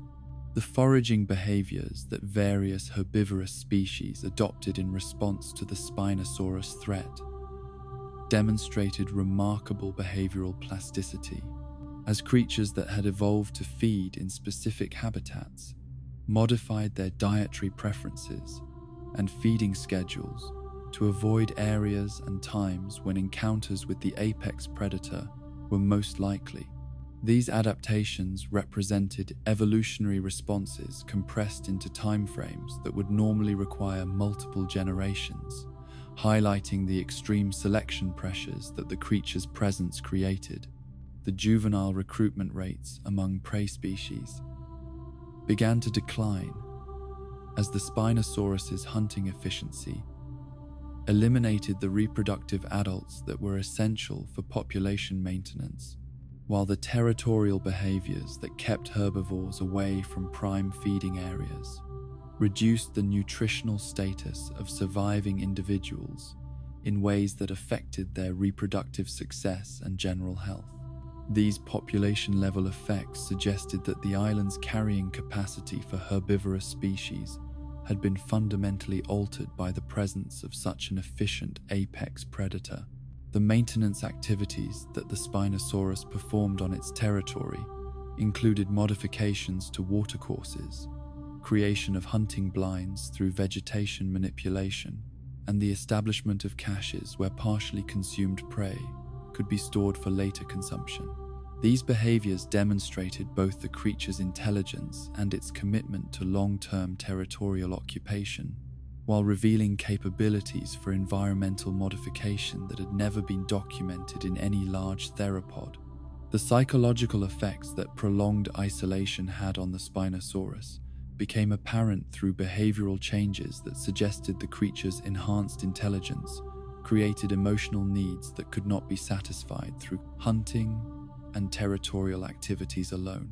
The apparent development of play behaviors, the creation of environmental modifications that served no obvious functional purpose, and the increasing elaboration of threat displays suggested a level of psychological complexity that had not been anticipated during the creature's design and creation. The approaching end of the 1990s brought with it changes in InGen's corporate structure and priorities that affected the level of attention and resources devoted to monitoring Site B's escaped populations, as financial pressures and legal challenges forced the company to prioritize more immediately profitable projects while relegating long-term research to automated systems that could operate without direct human supervision. The Spinosaurus that had become Site B's undisputed apex predator continued its reign in increasing isolation from the human oversight that had originally brought it into existence. The legend that began to develop around the Spinosaurus among the reduced staff that maintained minimal operations on Site B reflected both genuine respect for the creature's capabilities and the psychological impact that exposure to such a formidable predator had on human observers. The stories that circulated among personnel described encounters and observations that elevated the creature beyond mere scientific specimen to the level of natural force whose presence transformed every aspect of the island's environment and atmosphere. As the millennium approached its end and the Spinosaurus entered its second decade of freedom, the creature that had been created as an experiment in genetic engineering had become something unprecedented in natural history, an apex predator whose capabilities exceeded those of its ancient ancestors while operating in an environment that had been artificially created to support its existence. The river dragon that swam through Site B's waters carried within its hybrid genetics both the majesty of prehistoric evolution and the unpredictable legacy of human technological ambition, while its continued dominance over the island's ecosystem served as both testament to the success of genetic resurrection and warning about the consequences of creating forces that exceeded humanity's ability to predict or control. In the deep places of corporate memory, where classified reports documented the successes and failures of projects that had pushed the boundaries of biological possibility, the Spinosaurus represented both InGen's greatest achievement in predator resurrection and its most sobering lesson about the responsibilities that accompanied the power to create life itself. The creature continued its eternal hunt through artificial rivers and manufactured forests, carrying within its enhanced genetics the dreams and nightmares of a species that had dared to resurrect the ancient world without fully understanding the forces they were unleashing upon the modern one. The warm Caribbean waters that had carried Ben Hildebrand and Eric Kirby on their parasailing adventure above the pristine beaches of Costa Rica transformed from playground to hunting ground in the space of a single heartbeat, as the mechanical failure that sent their boat's crew plunging into the depths also served as an invitation to a predator whose enhanced senses had already detected the disturbance from miles away. The Spinosaurus that rose from the deeper channels near Ilha Sorna's coastline was no longer the contained experimental subject that InGen's researchers had studied, but a mature apex predator whose 9 years of freedom had refined every hunting instinct while adding new capabilities that exceeded even Wu's optimistic projections about genetic enhancement. The attack on the parasailing boat crew unfolded with the methodical precision that characterized all of the creature's predatory behaviors, as the Spinosaurus approached its targets through a combination of underwater stalking and surface observation that allowed it to assess the situation and plan its assault with the calculated intelligence that distinguished it from any natural predator. The crew members who found themselves suddenly immersed in waters that they had assumed were empty of threats discovered too late that they were sharing their environment with a creature whose patience was matched only by its devastating efficiency in eliminating anything that entered its territorial waters. The speed and violence of the attack that claimed the boat operators served multiple purposes beyond simple predation. As the Spinosaurus demonstrated both its territorial authority over the coastal waters and its capacity for eliminating potential threats before they could escape to warn others about its presence. The systematic destruction of the parasailing equipment and the consumption of human prey established a clear message that these waters belonged to a predator whose tolerance for intrusion was measured in seconds rather than minutes. Ben Hildebrand's survival of the initial attack was due more to chance and the chaotic nature of the assault than to any tactical superiority on the part of the human victims, as the teenager found himself separated from the primary killing zone by currents and debris, while the Spinosaurus focused its attention on the easier targets that were struggling in the water nearby. The terror that overwhelmed him during those crucial moments when death seemed inevitable was balanced by the survival instincts that drove him to seek refuge on the nearby shore, though his escape to land provided only temporary respite from a predator whose semi-aquatic nature made it equally formidable in terrestrial environments. Eric Kirby's disappearance into the jungle interior of Isla Sorna marked the beginning of an 8-week survival ordeal that would test every resource a 14-year-old boy could muster against an environment where human presence was not merely unwelcome but actively hunted by creatures whose genetic modifications had enhanced their natural predatory capabilities. The Spinosaurus that had claimed the coastal waters as its primary territory was not the only threat that the stranded teenager would face, yet it would prove to be the most persistent and intelligent adversary in his struggle to remain alive until rescue could arrive. The scent trail that Eric's presence created as he moved through the island's interior provided the Spinosaurus with tracking opportunities that its enhanced sensory capabilities could exploit over vast distances, as the creature's modified olfactory systems could detect and follow human scent signatures with accuracy that exceeded that of any natural predator. The psychological pressure that accompanied the knowledge of being hunted by such a formidable adversary added another dimension to Eric's survival challenges, as the constant awareness of potential pursuit affected every decision about movement, shelter, and resource acquisition. The weeks that followed the parasailing disaster were characterized by a deadly game of hide-and-seek that played out across Site B's diverse landscapes, as Eric's human intelligence and adaptability were tested against a predator whose combination of natural instincts and artificial enhancements made it perhaps the most formidable hunter that had ever existed. The abandoned InGen facilities that provided occasional shelter and supplies also served as potential traps where the Spinosaurus could corner prey that had nowhere left to flee, while the creature's familiarity with every aspect of the island's geography provided advantages that no amount of human cleverness could overcome. The rescue mission that Dr. Alan Grant reluctantly agreed to join was motivated by concerns that extended far beyond simple humanitarian obligation, as the paleontologist's expertise in predatory dinosaur behavior made him uniquely qualified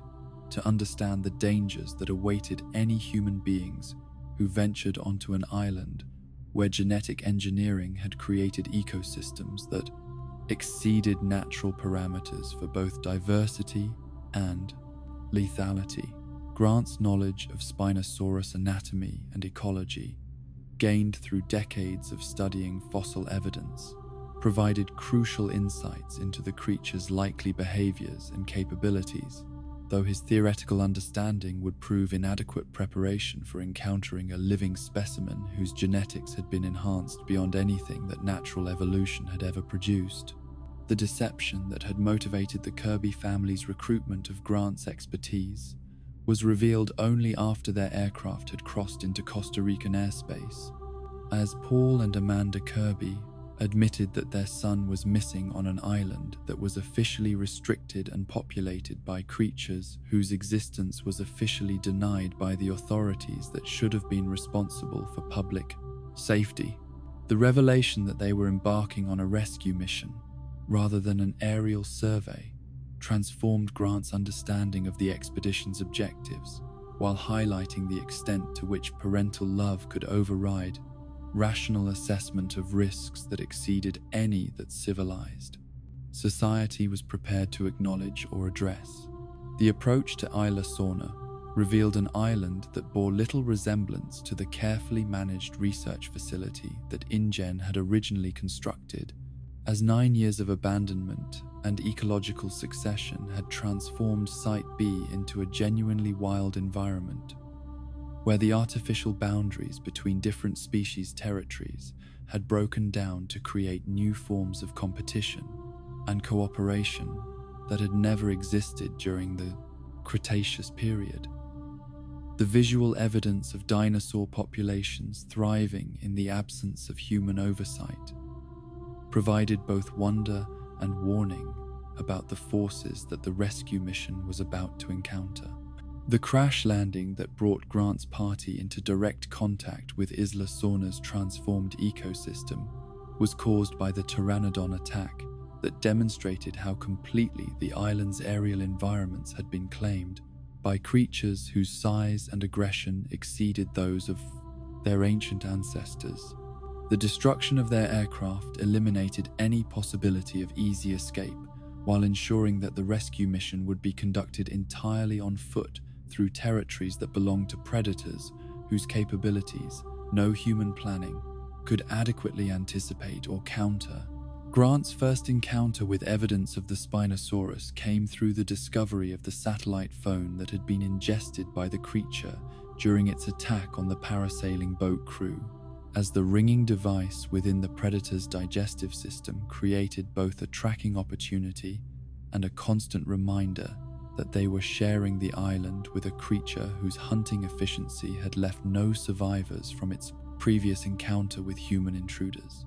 The implications of this discovery transformed the rescue mission from a search for a missing child into a deadly game of pursuit and evasion with a predator whose intelligence and enhanced capabilities made it far more dangerous than any natural species. The systematic stalking that began once the Spinosaurus detected the rescue party's presence on its territory revealed hunting behaviors that combined the patience of its ancient ancestors with cognitive capabilities that had been enhanced through genetic modification to levels that approached human intelligence. The creature's ability to track multiple prey items simultaneously while planning coordinated attacks that anticipated human responses demonstrated strategic thinking that exceeded anything documented in natural predators, while its willingness to delay immediate gratification in favor of more elaborate hunting scenarios suggested psychological complexity that made it particularly dangerous to human adversaries. The first direct confrontation between Grant's party and the Spinosaurus occurred at the crashed aircraft site, where the creature's investigation of the wreckage provided both parties with opportunities to assess each other's capabilities, while establishing the terms of the conflict that would dominate the remainder of their time on the Poituna Island. The Predator's casual destruction of the aircraft's remaining structure demonstrated physical capabilities that rendered human technology ineffective for defense, while its apparent study of the human occupants suggested intelligence that would make conventional evasion tactics inadequate for ensuring survival. The psychological warfare that the Spinosaurus employed during its pursuit of the rescue party included deliberate intimidation displays that seemed designed to maximize terror rather than simply eliminate prey, as the creature appeared to derive satisfaction from the fear responses that its presence created in human victims. These behaviors suggested that genetic modification had introduced sadistic elements into the creature's personality that served no evolutionary purpose, while making encounters with human prey particularly traumatic for survivors who witnessed the predator's apparent enjoyment of their distress. The running battle that developed as the rescue party attempted to traverse the island while avoiding the persistent Spinosaurus created a series of encounters that tested every aspect of human survival capabilities against a predator whose enhancements had been specifically designed to eliminate the advantages that intelligence and technology normally provided to human beings in dangerous situations.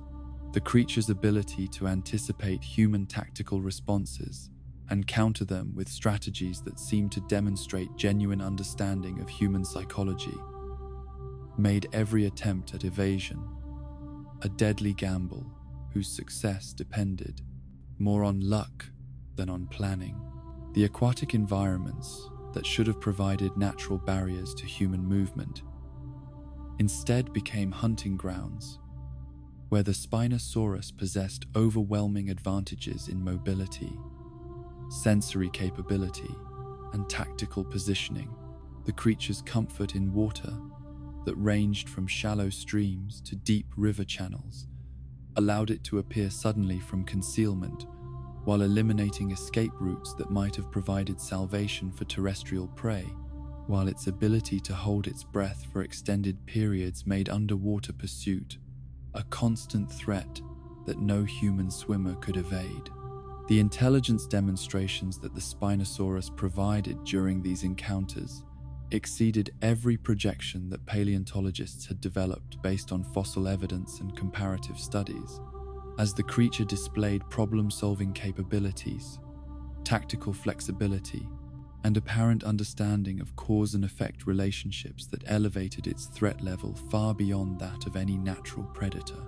The use of environmental features as weapons and tools, the coordination of attacks with the movements of other predators, and the apparent ability to learn from failed hunting attempts all suggested cognitive capabilities that made the creature uniquely dangerous to human prey. The discovery of Eric Kirby's survival after 8 weeks alone on the island provided both relief and additional challenges for the rescue mission,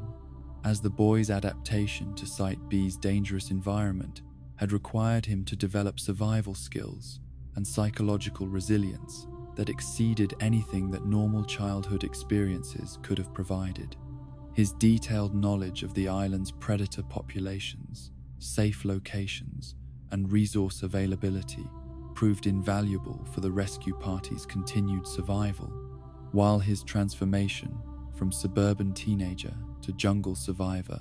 highlighted the extraordinary adaptability that human beings could display when faced with challenges that exceeded every parameter of civilized existence. The pursuit tactics that the Spinosaurus employed against the expanded human party demonstrated the creature's ability to adapt its hunting strategies, to accommodate changes in prey behavior and group dynamics,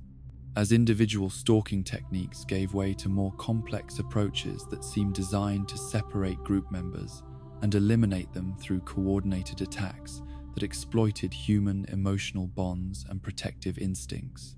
The predator's apparent understanding that humans would risk their own safety to protect other group members suggested psychological insights that made it particularly effective at manipulating human behavior for predatory purposes.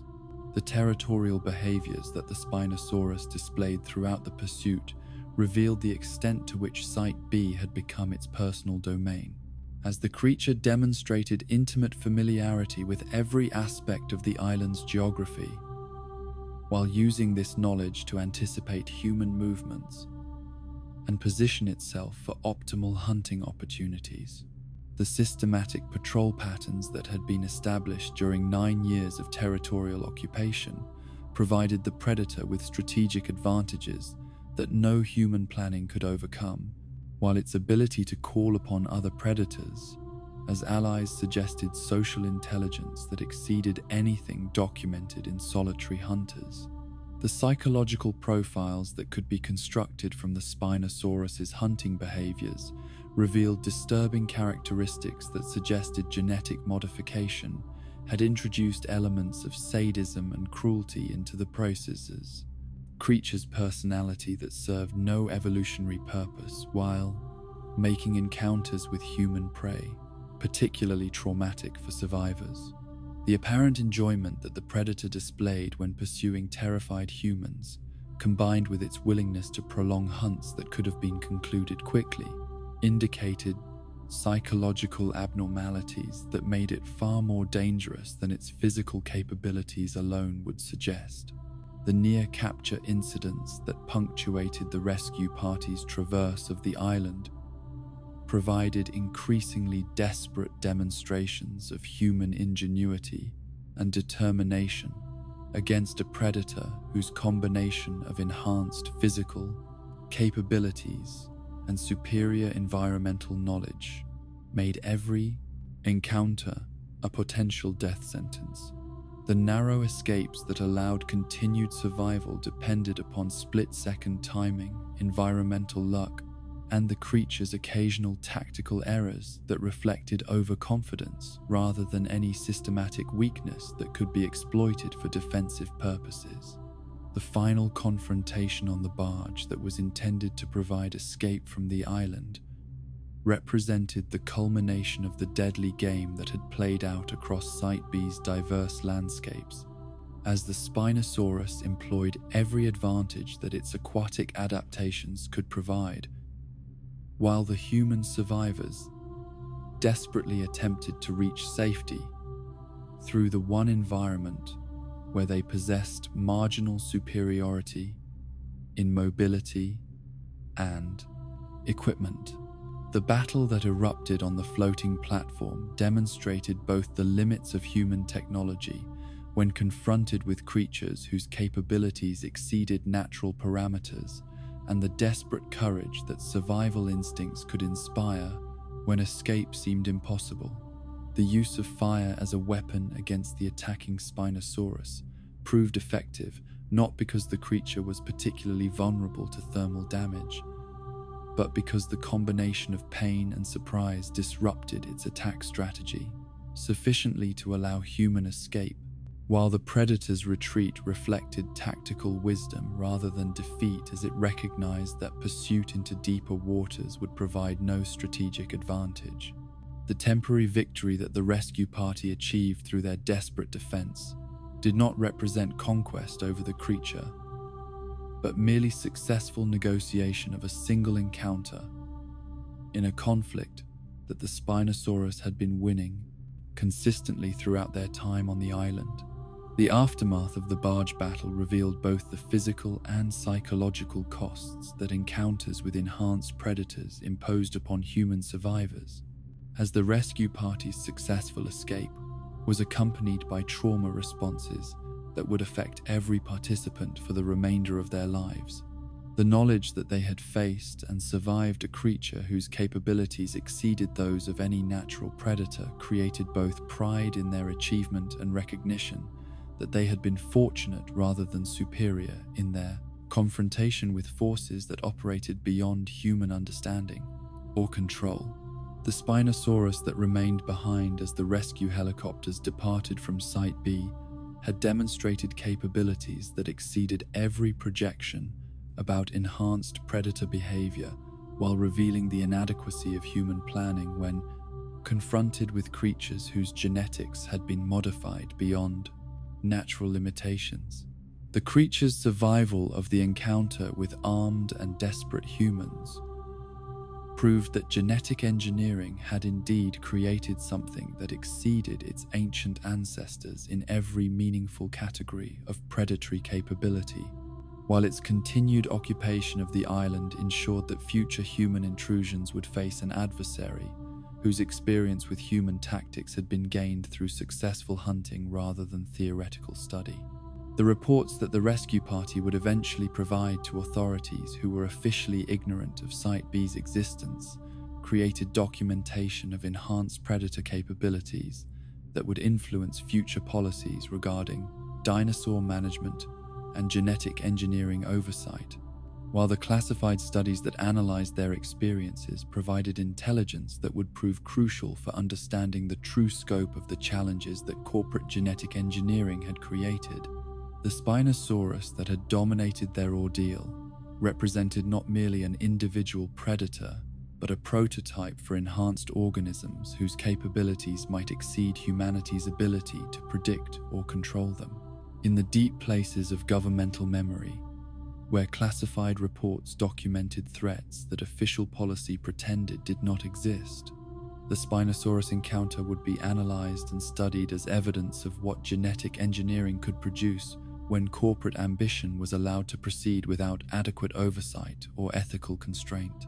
The creature that continued its reign over Site B's aquatic environments carried within its hybrid genetics both the majesty of ancient evolution and the unpredictable legacy of human technological hubris,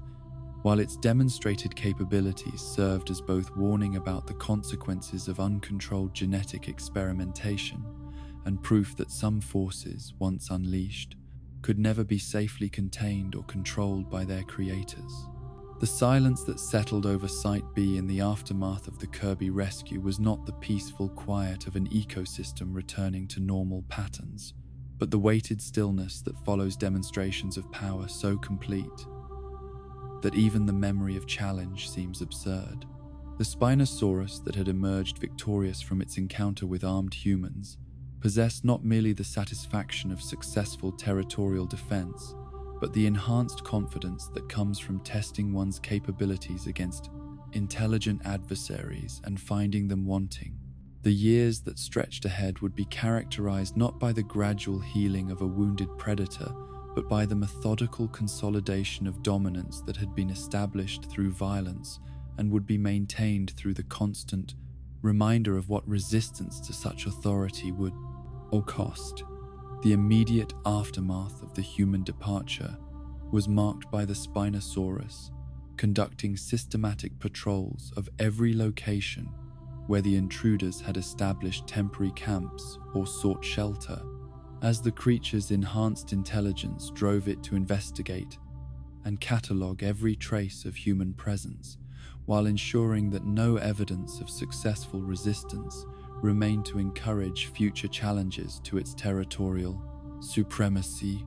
The methodical destruction of abandoned equipment and the elimination of scent traces that might suggest human survival created a psychological landscape where the predator's dominance appeared absolute and unchallengeable. The physical wounds that the creature had sustained during its final confrontation with the rescue party healed with remarkable speed due to the enhanced regenerative capabilities that Wu's genetic modifications had incorporated into its biology. Yet the psychological impact of the encounter proved more significant than any temporary damage to hide or muscle tissue. The Spinosaurus had discovered that humans, while individually weak and poorly adapted for survival in hostile environments, possessed technological capabilities and cooperative instincts that could pose genuine threats when properly coordinated and sufficiently motivated. This recognition of human potential for resistance led to behavioral modifications that reflected both respect for human intelligence and determination to prevent any future challenges from achieving similar levels of success. The territorial patrol patterns that the Spinosaurus established in the months following the rescue incident were specifically designed to provide early warning of human intrusion, while positioning the creature to respond with overwhelming force before intruders could organize effective resistance, or establish secure, défensive position. The hunting strategies that had served the Spinosaurus effectively during its pursuit of the rescue party were refined and systematized into standard operating procedures for dealing with human prey, as the creature's enhanced memory allowed it to catalog successful tactics while identifying the specific human behaviors that could be exploited for maximum predatory advantage. The psychological warfare techniques that had proven so effective in terrorizing the rescue party became integral components of the predator's approach to human encounters, while the tactical flexibility that had allowed adaptation to changing circumstances was enhanced through repeated mental rehearsal of various scenario possibilities. The seasonal patterns that governed Site B's ecological rhythms were increasingly dominated by the Spinosaurus's activities as the creature's territorial requirements expanded to encompass virtually every aquatic environment on the island, while extending into terrestrial areas that provided strategic advantages for detecting and intercepting potential threats. The dry seasons that concentrated prey species around remaining water sources became opportunities for the predator to demonstrate its absolute control over resources that were essential for survival, while wet seasons that expanded available habitat were used for territorial expansion and the establishment of new hunting blinds in previously inaccessible areas. The other predators that shared Site B with the Spinosaurus found their own behavioral patterns increasingly constrained by the need to avoid conflicts with a creature whose demonstrated capabilities exceeded those of any natural species, while whose territorial claims seemed to expand continuously without regard for the resource requirements of other carnivorous dinosaurs. The Tyrannosaurus rex pair that had previously dominated the island's terrestrial environments discovered that their movements were increasingly restricted to areas where the Spinosaurus had not established patrol routes or ambush sites, while smaller predators were forced to adopt scavenging strategies that minimized direct competition for primary prey species. The velociraptors that had once been among Site B's most successful pack hunters found their coordinated hunting strategies repeatedly disrupted by the Spinosaurus's territorial enforcement activities, as the intelligent pack predators discovered that their presence in the river dragon's domain was tolerated only when it served the apex predator's interests.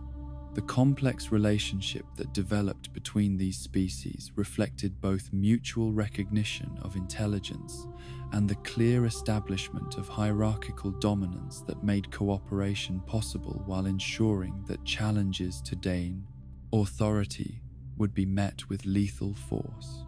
The herbivorous populations that had provided the foundation for Site B's artificial ecosystem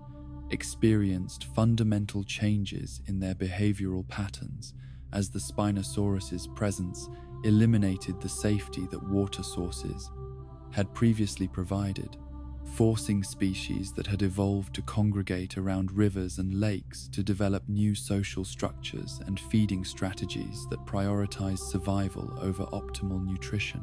The stress responses that accompanied constant vigilance began to affect reproduction rates and social bonding in ways that would reshape these populations for generations. The aquatic ecosystems that had been carefully designed to support diverse fish communities began to show signs of systematic exploitation that reflected the Spinosaurus's improved hunting efficiency and expanded territorial control, as the creature's feeding activities eliminated not only individual prey items, but entire local populations that had taken years to establish. The secondary effects of this predation pressure cascaded through the food web in ways that affected species that had no direct interaction with the apex predator. While the loss of biodiversity in aquatic environments created ecological simplification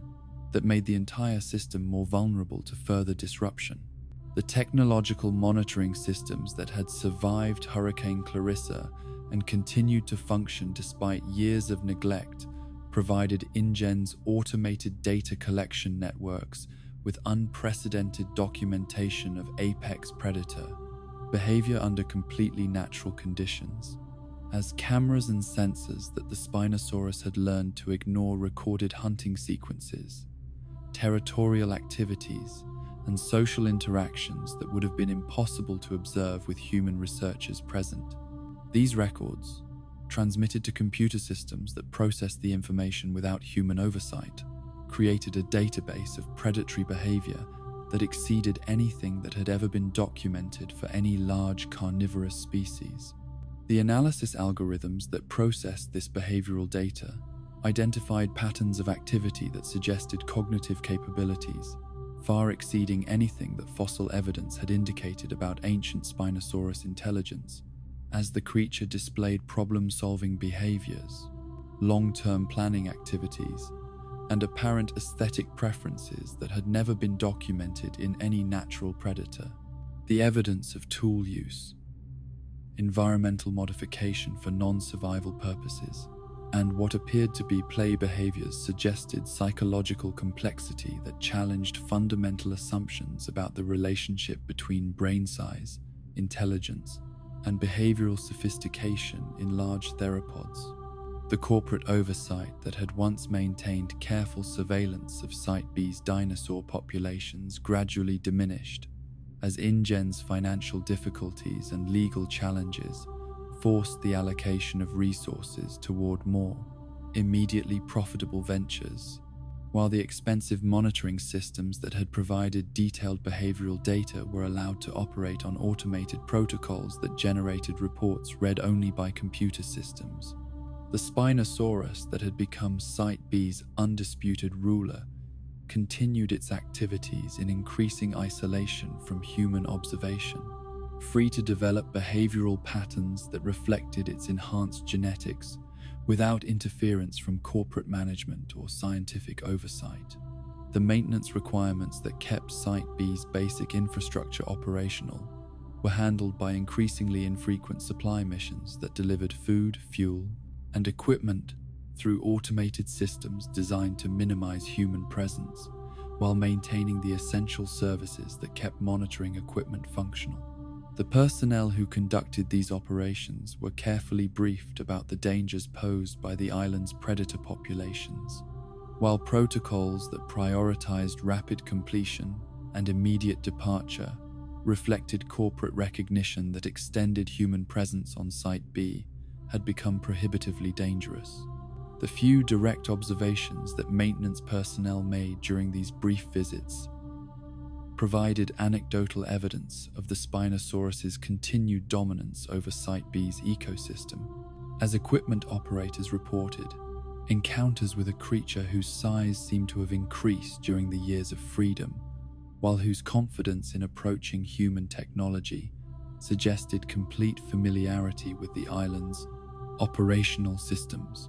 The systematic inspection of supply depots and equipment installations that the predator conducted during each maintenance visit demonstrated both intelligence and territorial vigilance that exceeded anything documented in natural species. The legend that began to develop around the Spinosaurus among InGen personnel was based not only on the documented encounters and automated observations, but also on the psychological impact that knowledge of such a creature's existence had on individuals whose professional responsibilities required them to work in environments where it might be encountered. The stories that circulated through corporate networks described a predator whose capabilities exceeded those of natural species, while whose intelligence made it uniquely dangerous to human beings who entered its domain. The transformation of Site B from a managed research facility into a genuinely wild ecosystem was accelerated by the Spinosaurus's activities, as the creature's territorial modifications and hunting behaviors created environmental changes that affected every aspect of the island's ecological functioning. The water flow patterns that were altered through the construction of fishing weirs and ambush pools, the vegetation changes that resulted from the systematic clearance of hunting blind areas, and the prey migration routes that were modified through selective predation, all reflected the apex predator's ability to reshape environments according to its strategic requirements. The seasonal variations in the Spinosaurus's territory maintenance activities revealed behavioral patterns that combined instinctive responses inherited from ancient ancestors with learned adaptations to Site B's specific environmental conditions. As the creature modified its patrol schedules and hunting strategies to accommodate changes in prey availability, weather patterns, and resource distribution throughout the island. The flexibility that characterized these behavioral adjustments demonstrated cognitive capabilities that enabled real-time problem-solving and long-term strategic planning that exceeded anything documented in natural AT predators. The nocturnal behaviors that automated monitoring systems documented revealed aspects of Spinosaurus activity that had never been observed during daylight hours, as the creature took advantage of darkness to conduct territorial expansion activities. experimental hunting techniques, and what appeared to be exploratory behaviors that served no obvious survival function. The night vision capabilities that genetic modification had enhanced allowed the predator to remain active during hours when other large dinosaurs were less vigilant, while its aquatic adaptations provided stealth advantages that made detection by prey species virtually impossible. The interaction patterns that developed between the Spinosaurus and Site B's other predator species reflected complex negotiations of territorial boundaries and resource-sharing agreements that had no precedent in natural ecosystems. As creatures with enhanced intelligence were forced to develop social structures that accommodated multiple apex predators within a limited geographic area, the communication methods that emerged from these interactions included vocalizations, chemical signals, and behavioral displays that created a primitive but functional system for maintaining peaceful coexistence when direct competition could be avoided. The psychological development that the Spinosaurus underwent during its years of isolation was reflected in behavioral changes that suggested both maturation of intellectual capabilities and the emergence of personality characteristics that had no parallel in natural species. The apparent development of preferences for specific hunting methods, territorial decoration activities, and what seemed to be aesthetic modifications to the environment suggested emotional complexity that challenged assumptions about the relationship between genetic enhancement and psychological development in artificially created organisms.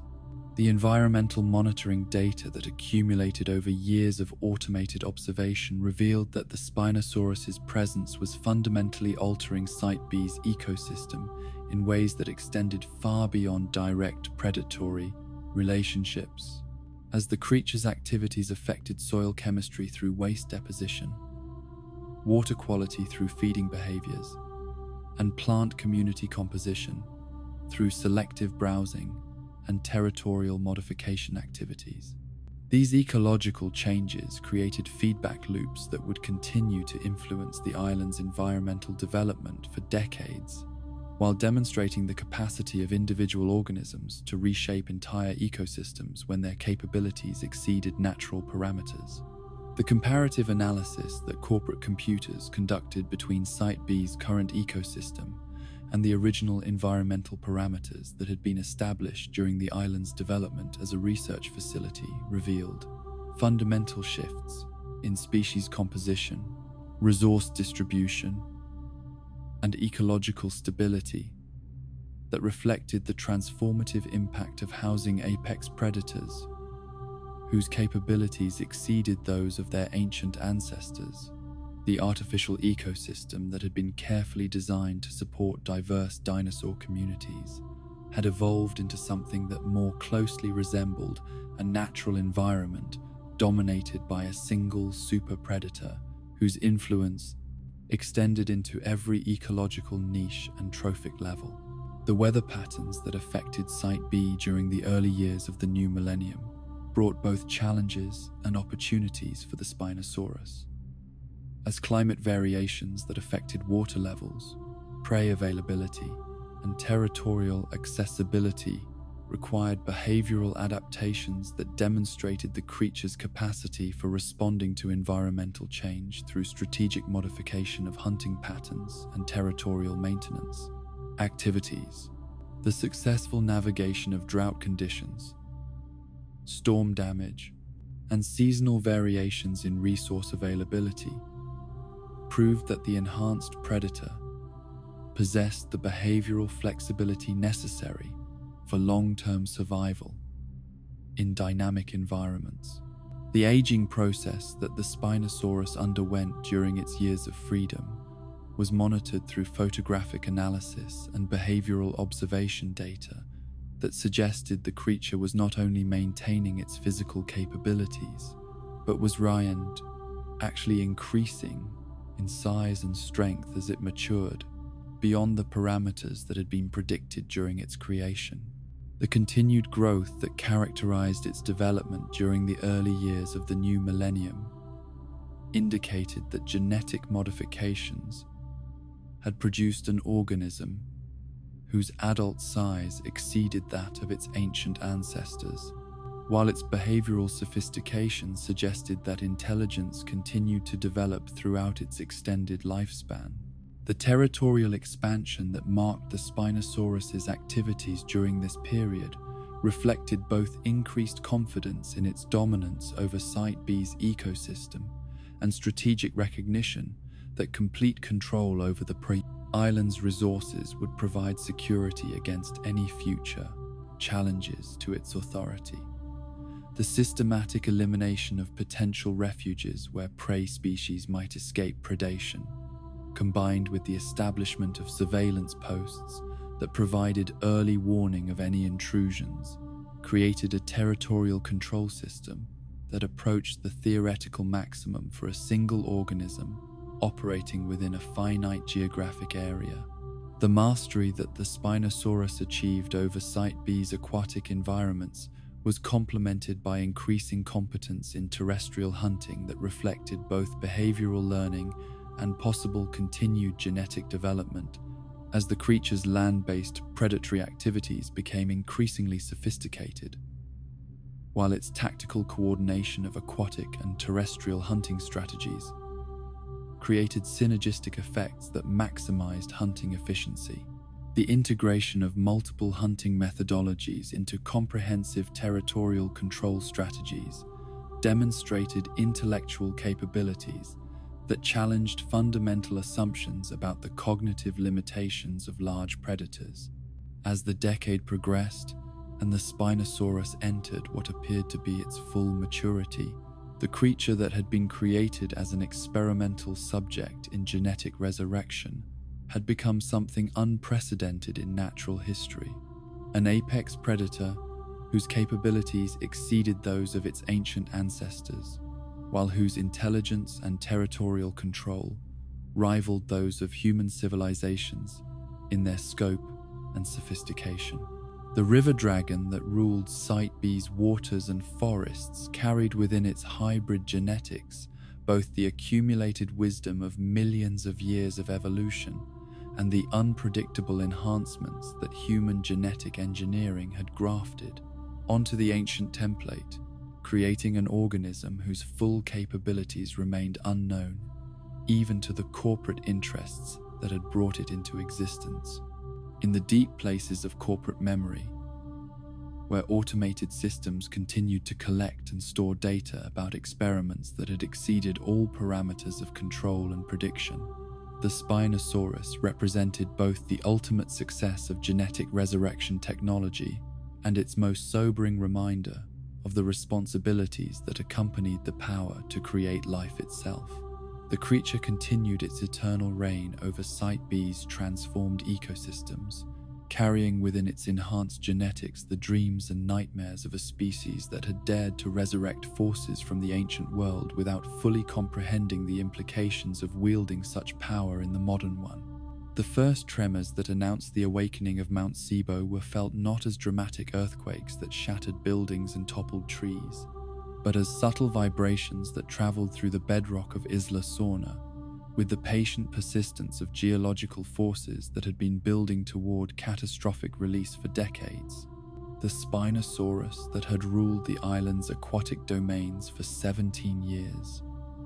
possessed sensory capabilities that were attuned to environmental changes, with an acuity that exceeded human instrumentation, and the creature's enhanced nervous system detected these preliminary warnings of volcanic activity long before seismographic equipment registered any measurable disturbance in the Earth's stability. The behavioral changes that accompanied the Spinosaurus's recognition of impending geological crisis were subtle at first, manifesting as increased restlessness during periods that had previously been characterized by patient territorial surveillance and methodical hunting activities. The creature's enhanced intelligence enabled it to recognize that the subsonic vibrations and chemical changes in groundwater represented threats that operated on scales beyond those of competing predators or challenging prey. while its genetic modifications provided sensory capabilities that allowed detection of atmospheric and electromagnetic changes that preceded major seismic events. The other dinosaurs that populated Site B's transformed ecosystem began displaying stress responses that reflected their instinctive recognition of environmental changes that threatened the stability of territories and resource access that had remained constant for years. The herbivorous populations that had adapted their behavioral patterns to accommodate the Spinosaurus's territorial requirements found their established feeding and migration routes disrupted by ground tremors and water table fluctuations, while predatory species experienced increased competition for prey that was becoming increasingly scarce as environmental instability affected the entire food web. The automated monitoring systems that had documented Site B's ecological development for nearly 2 decades began recording atmospheric and geological data that indicated accelerating volcanic activity beneath the island's surface, as sensors that had been designed to track dinosaur behavior inadvertently captured evidence of the geological processes that would soon transform the entire region. The computer algorithms that processed this information identified patterns of seismic activity and atmospheric change that suggested an eruption of unprecedented magnitude was approaching with the inexorable certainty of natural forces that recognized no human authority or corporate interest. The corporate executives who received these automated reports through InGen's computer networks faced decisions that would determine not only the fate of valuable genetic assets, but the broader implications of allowing evidence of volcanic destruction to eliminate creatures whose existence was officially denied by governmental authorities. The financial calculations that drove these corporate discussions weighed the costs of mounting rescue operations against the potential profits that could be derived from genetic material that was becoming increasingly scarce as wild. Populations faced extinction through natural catastrophe. Eli Mills's clandestine operations on behalf of the Lockwood Foundation represented the most ambitious attempt to extract valuable specimens from Site B before volcanic activity made such operations impossible, yet the logistical challenges involved in capturing and transporting large predators created tactical problems that exceeded anything that private military contractors had previously encountered. The equipment and personnel requirements for conducting such operations in the presence of creatures like the Spinosaurus demanded resources and expertise that pushed the boundaries of what civilian organizations could realistically attempt. Ken Wheatley's mercenary teams possessed the military training and specialized equipment necessary for conducting operations in hostile environments. Yet their experience with dangerous wildlife was limited to species that had evolved natural responses to human presence, rather than genetically enhanced predators whose intelligence and capabilities exceeded those of any creatures that previous generations of professional hunters had encountered. The tactical doctrine that guided their mission planning was based on assumptions about animal behavior that would prove inadequate when applied to creatures whose genetics had been artificially modified to enhance characteristics that natural evolution had never produced. The initial reconnaissance missions that Wheatley's forces conducted over Site B revealed an island where geological instability was creating visible changes in topography and vegetation patterns, as ground deformation and altered water flow disrupted the carefully maintained territories that various dinosaur species had established during years of ecological development. The photographic intelligence that these flights gathered provided evidence that some dinosaur populations were beginning to migrate toward coastal areas in apparent response to environmental changes that threatened their traditional territories. The Spinosaurus that dominated the island's central river systems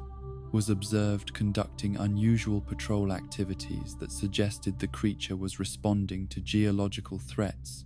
through behavioral modifications that prioritized territorial assessment over routine hunting activities.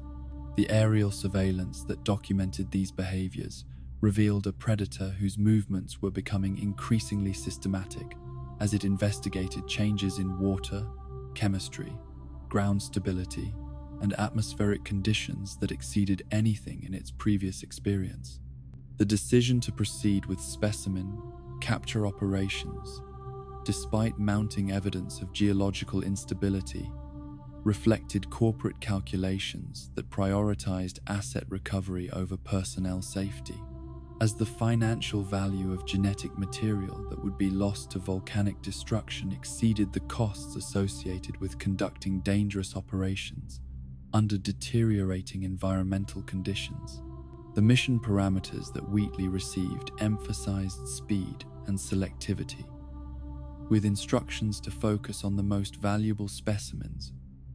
while avoiding unnecessary risks that could jeopardize the entire operation. The landing operations that brought Wheatley's forces into direct contact with Site B's unstable environment revealed the extent to which geological activity was affecting every aspect of the island's ecosystem, as ground tremors and atmospheric disturbances created challenges for both human operations and dinosaur behavior that exceeded anything that mission planners had anticipated. The equipment that had been designed for conventional wildlife capture proved inadequate for dealing with environmental conditions that were constantly changing due to underground volcanic activity. The systematic approach that Wheatley's teams employed for locating and capturing high-value specimens was based on intelligence about dinosaur, territorial patterns, and behavioral preferences that had been gathered over years of automated observation. Yet the environmental stress that was affecting all of Site B's inhabitants had disrupted many of the established patterns that formed the foundation for tactical planning. The herbivorous species that were normally found in predictable locations had become increasingly mobile and unpredictable, while predatory dinosaurs were displaying heightened aggression and territorial behavior that made approach and capture operations extremely dangerous. The first major seismic event that struck Site B during the capture operations provided dramatic evidence of the volcanic forces that were building beneath the island's surface, as ground fractures and rockfalls created immediate threats to both human personnel and dinosaur populations, while generating atmospheric disturbances that affected aircraft operations and communication systems. The psychological impact of experiencing geological forces of such magnitude had profound effects on both human operators and dinosaur subjects, as all living creatures recognized that they were witnessing the early stages of environmental destruction that could eliminate every form of life on the island. The Spinosaurus's response to these seismic events demonstrated both the creature's enhanced intelligence and its recognition that the geological threats exceeded anything that territorial dominance or predatory prowess could address, as the apex predator began conducting systematic evacuations of its most vulnerable territories while establishing fallback positions in areas that appeared to offer greater protection from volcanic hazards. The strategic thinking that characterized these movements exceeded anything that natural animal behavior could explain, suggesting that genetic modifications had produced cognitive capabilities that enabled genuine understanding of cause and effect relationships involving geological processes. The acceleration of capture operations that followed the first major seismic event was driven by corporate recognition that time was running out for extracting valuable genetic assets before volcanic activity made such operations impossible.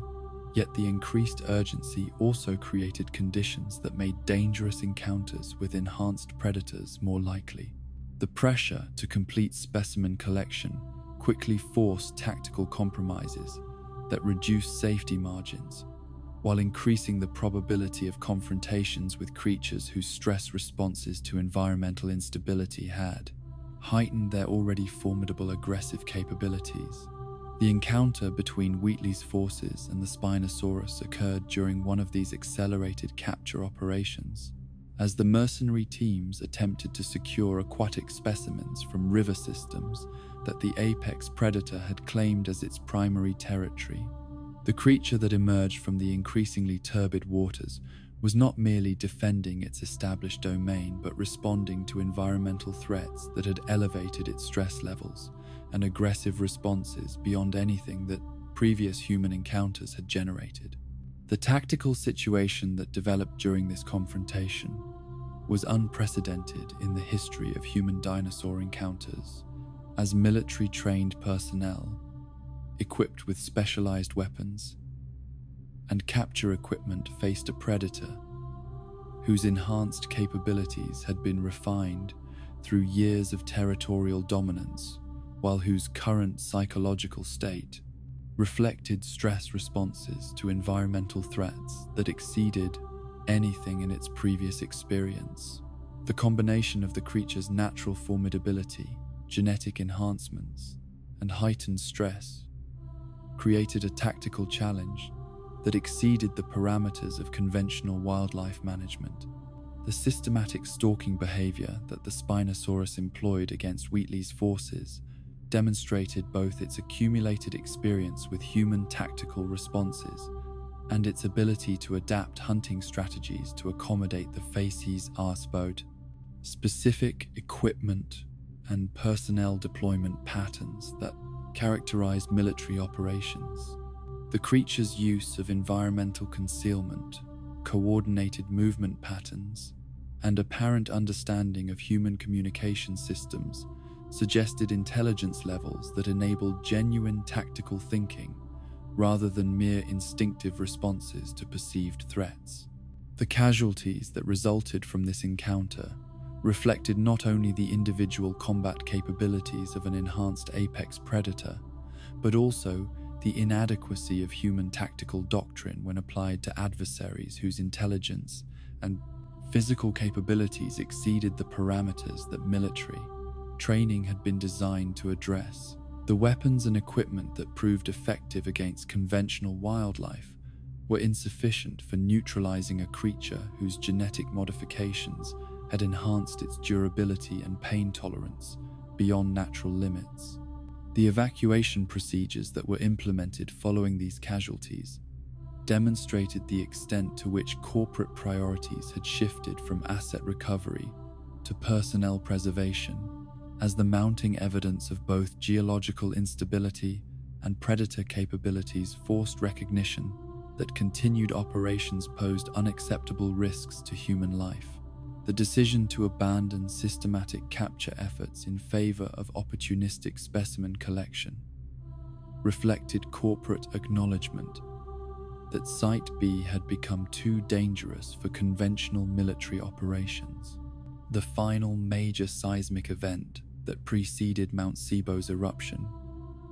created geological changes that were visible from aircraft and satellite observation,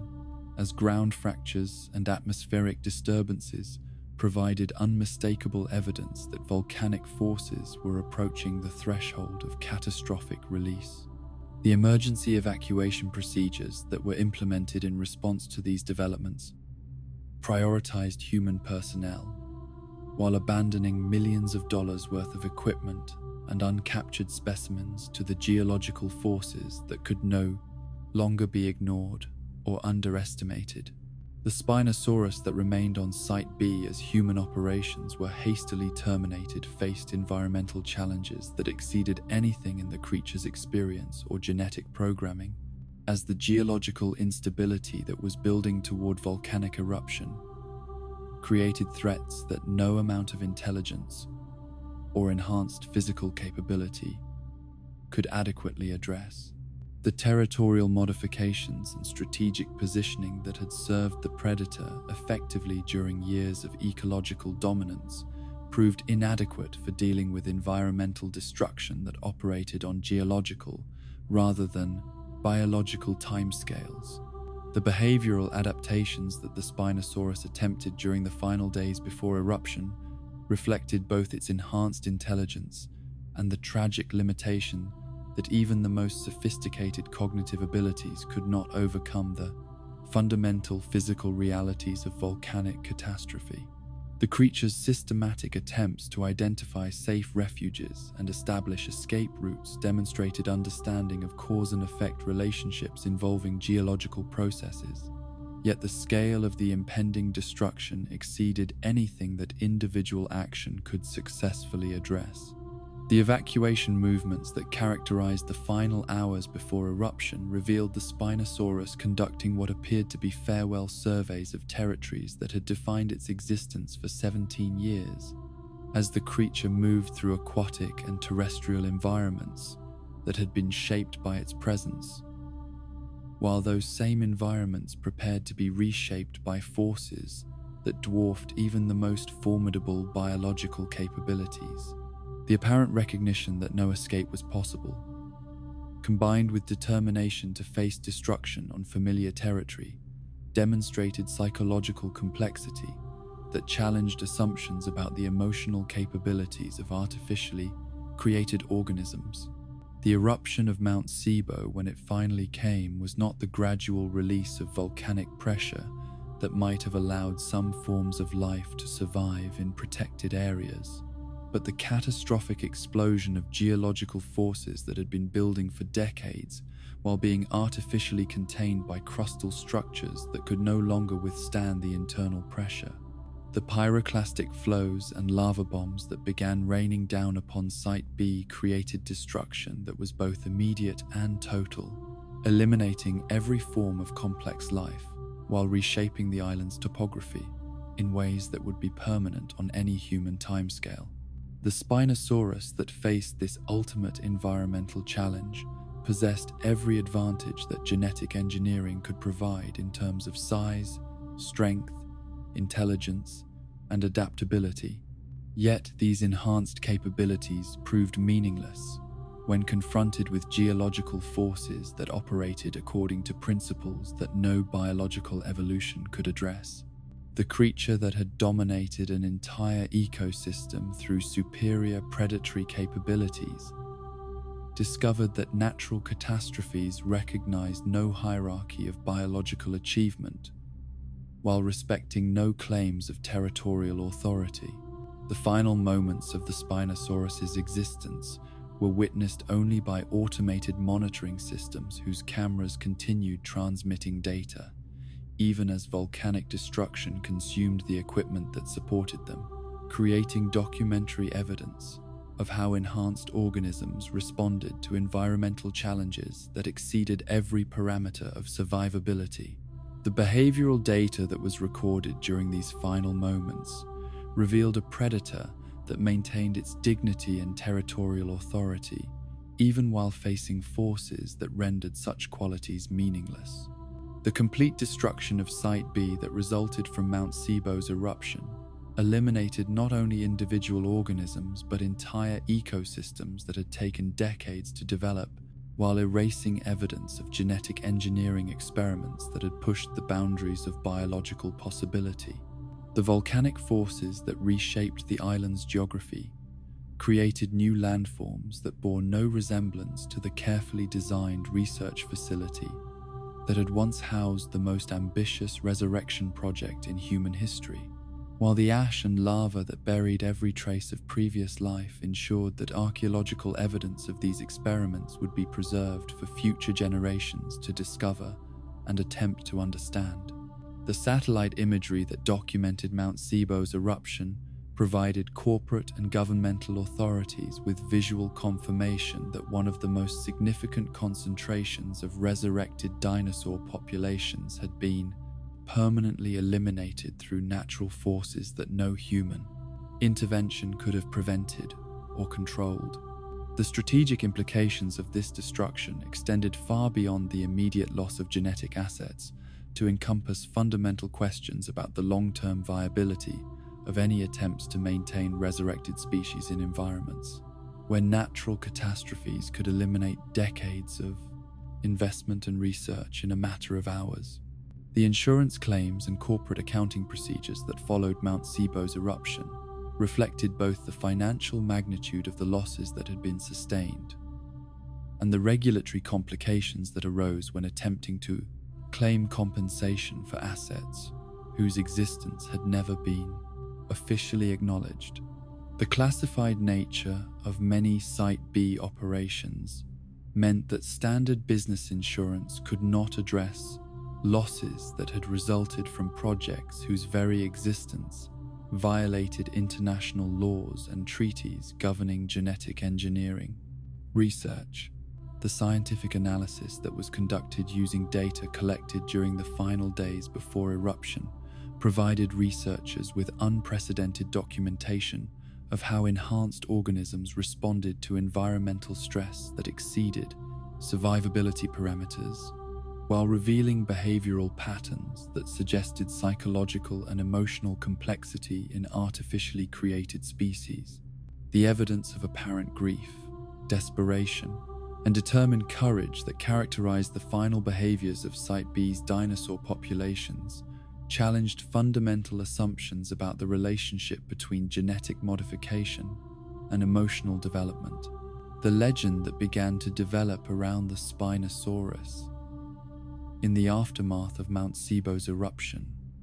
was based not only on documented evidence of its capabilities and achievements during 17 years of freedom, but also on the calm, symbolic significance of its destruction through forces that no amount of genetic enhancement could overcome. The creature that had represented the ultimate success of resurrection technology became a reminder of the limitations that natural law imposed upon even the most ambitious human technological achievements. The environmental monitoring that was conducted in the months following the eruption revealed that Mount Sibo's destruction had been so complete that no complex life forms had survived the volcanic catastrophe, while the geological changes that had reshaped the island's topography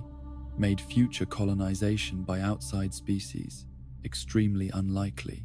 The ecosystem that had taken decades to develop and had supported some of the most remarkable creatures that genetic engineering had ever produced was permanently eliminated, leaving only ash and hardened lava, where rivers had once flowed and forests had once provided shelter for resurrected giants. In the deep places of corporate memory,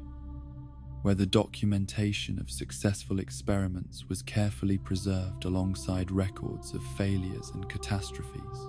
the Spinosaurus represented both the pinnacle of genetic resurrection achievement and the sobering reminder that even the most sophisticated technological capabilities could not protect created life from the natural forces that had shaped evolutionary history for billions of years. The creature that had ruled Site B's waters and forests with intelligence and majesty that exceeded its ancient ancestors had perished not through any failure of genetic engineering, but through encounter with geological processes that recognized no distinction between natural and artificial life, leaving behind only memories and scientific data to commemorate one of the most remarkable predators that had ever existed in any era of Earth's long history. The ashes that settled over the ruins of Site B in the weeks following Mount Sibo's catastrophic eruption carried within their volcanic matrix not merely the inorganic debris of geological destruction, but the molecular remnants of one of the most ambitious genetic engineering projects ever undertaken, as the heat that had consumed every trace of complex life had simultaneously preserved fragments of DNA in crystalline structures that would prove more durable than the living organisms from which they had been derived. The corporate interests that had invested billions of dollars in resurrection technologies recognized that these microscopic survivors of volcanic catastrophe might represent the only remaining pathway to recovering genetic information that had been accumulated through decades of research and experimentation. Biosyn Corporation's emergence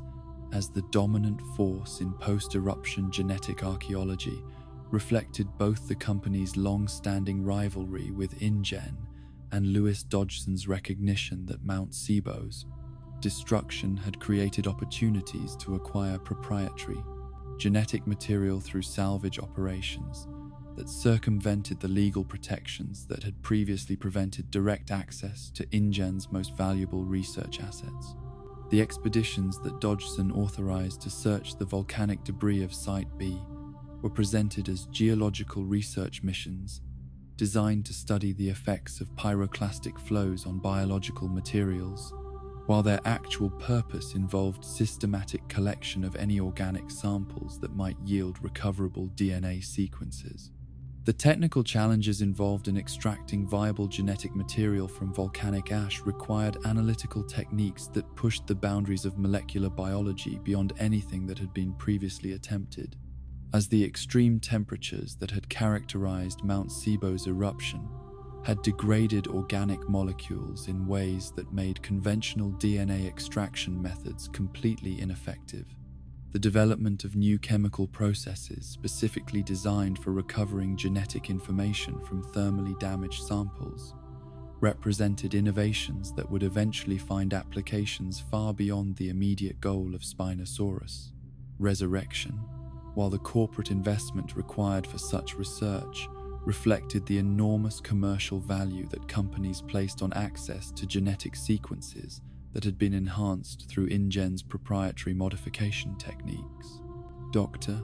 Henry Wu's private research during the years preceding Mount Sibo's eruption had included detailed documentation of the genetic modifications that had been incorporated into the Spinosaurus genome. As the scientist's obsession with understanding the relationship between genetic structure and phenotypic expression had driven him to maintain comprehensive records of every experimental manipulation that had contributed to the creature's enhanced capabilities. These research notes, preserved in digital form across multiple secure servers, provided corporate genetic engineers with roadmaps for reconstructing Spinosaurus DNA, even when direct biological samples were unavailable or too degraded for conventional cloning techniques. The computational models that Wu had developed for predicting the effects of genetic modifications on dinosaur development included sophisticated algorithms that could simulate the interaction between ancient DNA sequences and modern genetic inserts, while accounting for the complex developmental processes that translated genetic information into anatomical structures and behavioral patterns.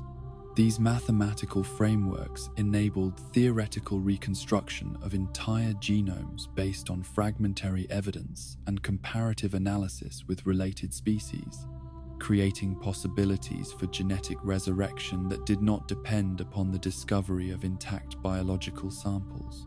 The hybrid experiments that had been conducted using Spinosaurus genetic material during the creature's lifetime had produced secondary research projects that incorporated selected characteristics of the river dragon into other Dinosaur species, creating living repositories of Spinosaurus DNA that had survived Mount Sibo's destruction through their presence in facilities that were located far from the volcanic disaster zone.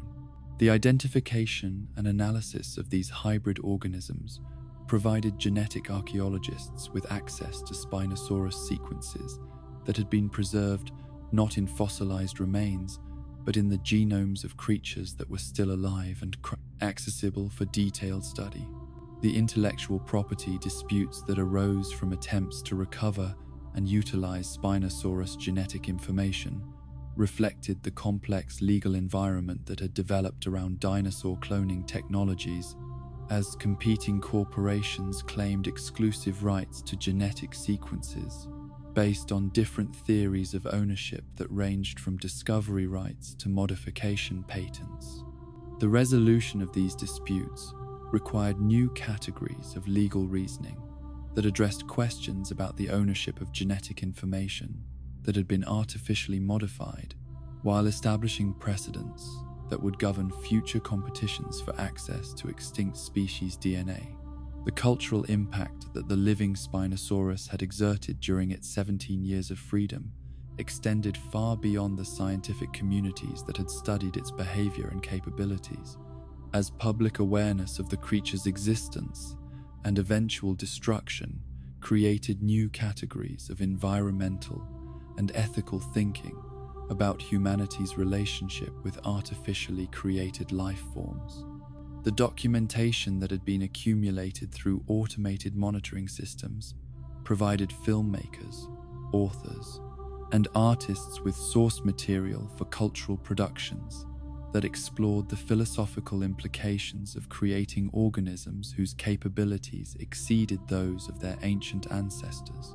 The educational institutions that began incorporating Spinosaurus research into their curricula faced challenges that reflected the classified nature of much of the creature's documentation, as academic freedom of inquiry conflicted with corporate secrecy and governmental security concerns that prevented open discussion of genetic engineering techniques that were considered too dangerous for public knowledge. The compromise approaches that were developed for teaching about de-extinction technologies often relied upon theoretical discussions and hypothetical scenarios rather than detailed analysis of actual case studies, creating educational experiences that were both intellectually stimulating and practically limited.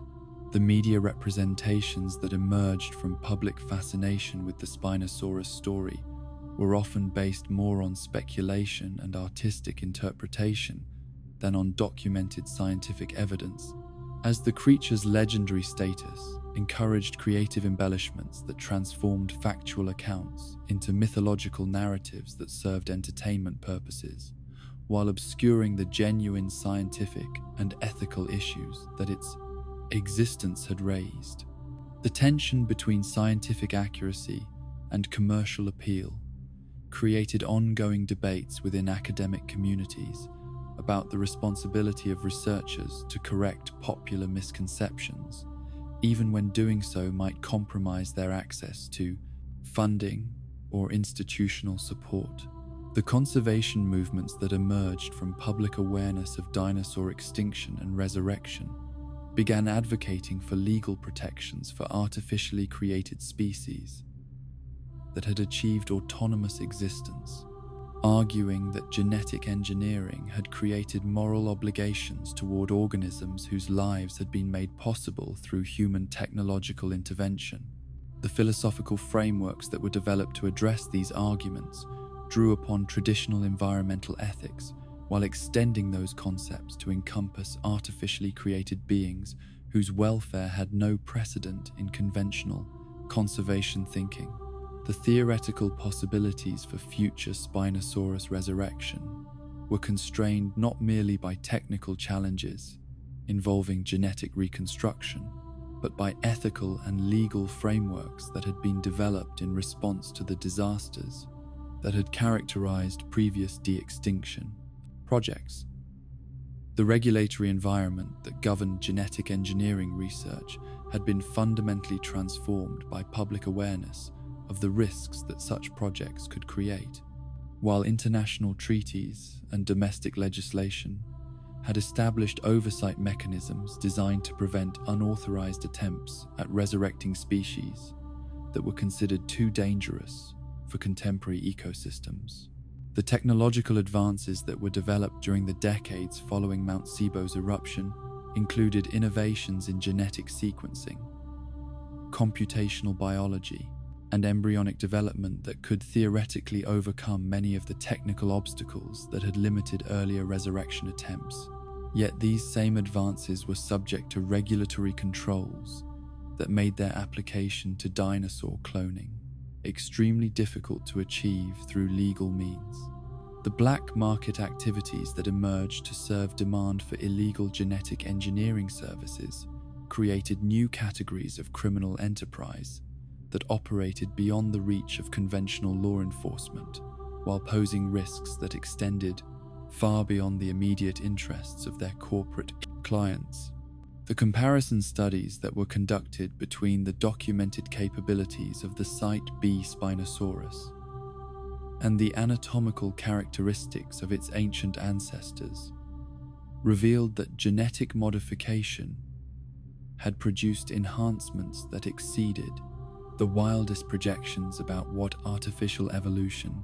could achieve through technological intervention, the intelligence levels, physical capabilities, and behavioral sophistication that had been documented through years of observation suggested that successful genetic resurrection could indeed create organisms that exceeded their evolutionary templates in every meaningful category of biological achievement. The ecosystem modeling that was conducted to predict the potential impacts of introducing resurrected Spinosaurus into modern protected reserves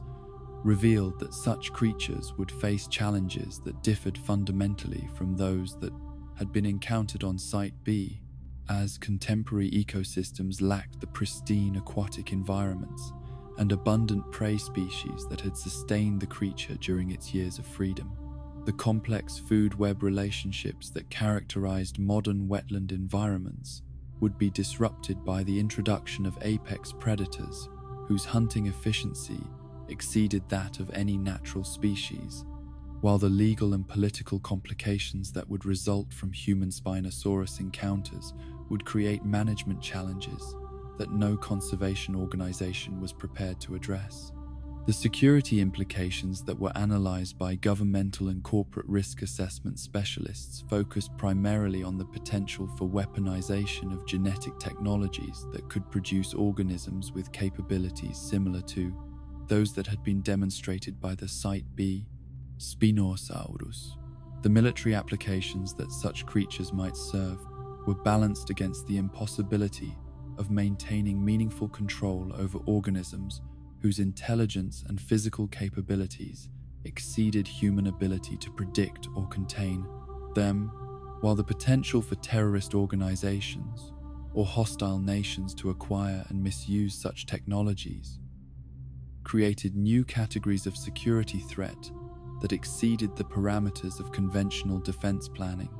The psychological studies that were conducted among personnel who had encountered the Spinosaurus during its lifetime revealed long-term impacts that exceeded anything that had been documented for survivors of conventional dangerous animal encounters, as the creatures demonstrated intelligence and apparent psychological complexity, had created forms of trauma that resembled combat stress more than simple fear responses. The therapeutic approaches that were developed for treating these individuals required new understanding of how human psychology responded to encounters with beings whose capabilities challenged fundamental assumptions about the pacings, relationship between humanity and the natural world. The ongoing search for genetic samples that might enable future Spinosaurus resurrection continued through both legal research programs and clandestine corporate activities that operated beyond official oversight, as the commercial value of such genetic information remained enormous despite the regulatory obstacles that prevented its immediate application. The tissue banks that had been established during the creature's lifetime contained samples that had been collected for routine health monitoring and research purposes, while the hybrid organisms that incorporated Spinosaurus DNA provided alternative pathways for accessing genetic sequences that might otherwise be considered permanently lost. The international cooperation that was required for monitoring potential unauthorized dinosaur cloning activities involved coordination between agencies that had never previously worked together, while the technical expertise that was necessary for detecting illegal genetic engineering exceeded the capabilities of most conventional law enforcement organizations. The specialized units that were established to address these challenges required personnel who combined scientific training with investigative skills, while the technologies that were needed for detecting and analyzing genetic evidence created new categories of forensic capability that operated at the intersection of biology and criminal justice. The speculative scenarios that were developed by corporate planners and governmental policy analysts attempted to address the question of what might happen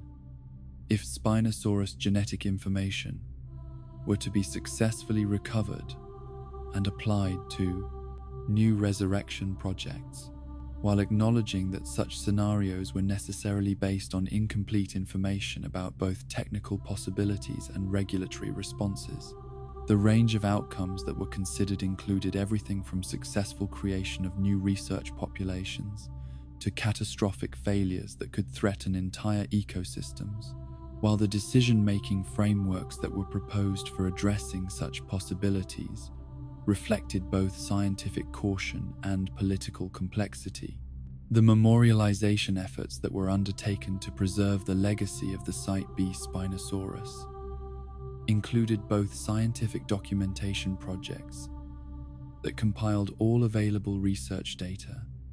and artistic endeavors that attempted to capture the significance of the creature's existence for future generations. The archives that were established to house this material faced challenges that reflected the classified nature of much of the source material, while the cultural institutions that were responsible for public education struggled to present accurate information without compromising security restrictions that remained in effect decades after the creature's death. The deep water exploration projects that were initiated by various organizations reflected persistent rumors and speculation that the Spinosaurus might have possessed survival capabilities that could have enabled escape from Mount Wake, SIBO's destruction through retreat to oceanic environments, where volcanic effects would have been less devastating. These expeditions, while scientifically legitimate in their exploration of deep ocean ecosystems, were often motivated by hopes that evidence of Spinosaurus survival might be discovered in marine environments, where the creature's semi-aquatic adaptations could theoretically have provided advantages over purely terrestrial species. The genetic databases that were established to catalog and preserve information about extinct and resurrected species included comprehensive documentation of Spinosaurus genetics and development that represented one of the most complete records of any dinosaur species,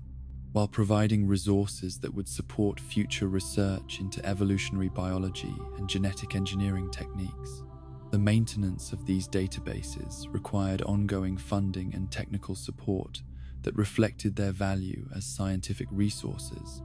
while access restrictions ensured that sensitive information remained available for legitimate research while preventing its misuse for unauthorized experimentation. The theoretical resurrection scenarios that continued to be developed by researchers and corporate planners incorporated lessons learned from previous de-extinction failures while attempting to address the unique challenges that would be posed by recreating organisms with capabilities that exceeded those of their ancient ancestors. These planning exercises revealed that successful Spinosaurus resurrection would require not merely technical advances in genetic engineering, but comprehensive solutions to problems involving ecosystem management, public safety, and international cooperation that had never been successfully addressed for any comparable project. The legacy preservation initiatives that were undertaken to ensure that future generations would have access to comprehensive information about the Spinosaurus experiment included both scientific archives and educational programs that attempted to communicate the significance of genetic resurrection technologies while acknowledging the ethical and practical challenges that such capabilities created. The materials that were developed for these purposes needed to balance scientific accuracy with accessibility, while addressing questions about human responsibility toward artificially created life forms that had achieved autonomous existence through technological intervention. In the deep places of scientific memory, where the accumulated knowledge of humanity's most ambitious technological experiments was preserved for future generations to study and learn from. The complete chronicle of Spinosaurus resurrection stood as both testament to the extraordinary capabilities that genetic engineering could achieve and warning about the responsibilities that accompanied the power to create life itself. The creature that had ruled Site B's waters and forests with intelligence and majesty that exceeded its ancient ancestors had left behind not merely scientific data and cultural legends, but fundamental questions about the relationship between technological possibility and ethical wisdom that would continue to challenge human civilization for generations yet to come. And so concludes the mighty chronicle of Spinosaurus aegyptiacus, the river dragon whose wake stretches across 95 million years of history, from the ancient floodplains of Cretaceous Africa to the volcanic destruction of a modern island paradise. In the deep currents of time, where genetic memory flows like the rivers that once sustained its ancestors, the spirit of the greatest aquatic predator ever to exist continues its eternal hunt through the dreams of those who dare to resurrect the ancient world. Though Mount Sibo's fires may have claimed the last of its kind, the Spinosaurus remains immortal in the amber of human memory and the digital codes of genetic databases, waiting like a sleeping leviathan for the day when hubris and technology might once again dare to give it form and fury. The river systems of the world flow on without their ancient king. But in the deepest places where water meets shadow, where science meets myth, the echo of its roar still reverberates through the halls of corporate laboratories and the nightmares of those who survived its wrath. Rest now, ancient wanderer, and let the gentle current of prehistoric rivers carry you into peaceful slumber, knowing that all chronicles of the river dragon have been preserved for those wise enough to heed their warnings.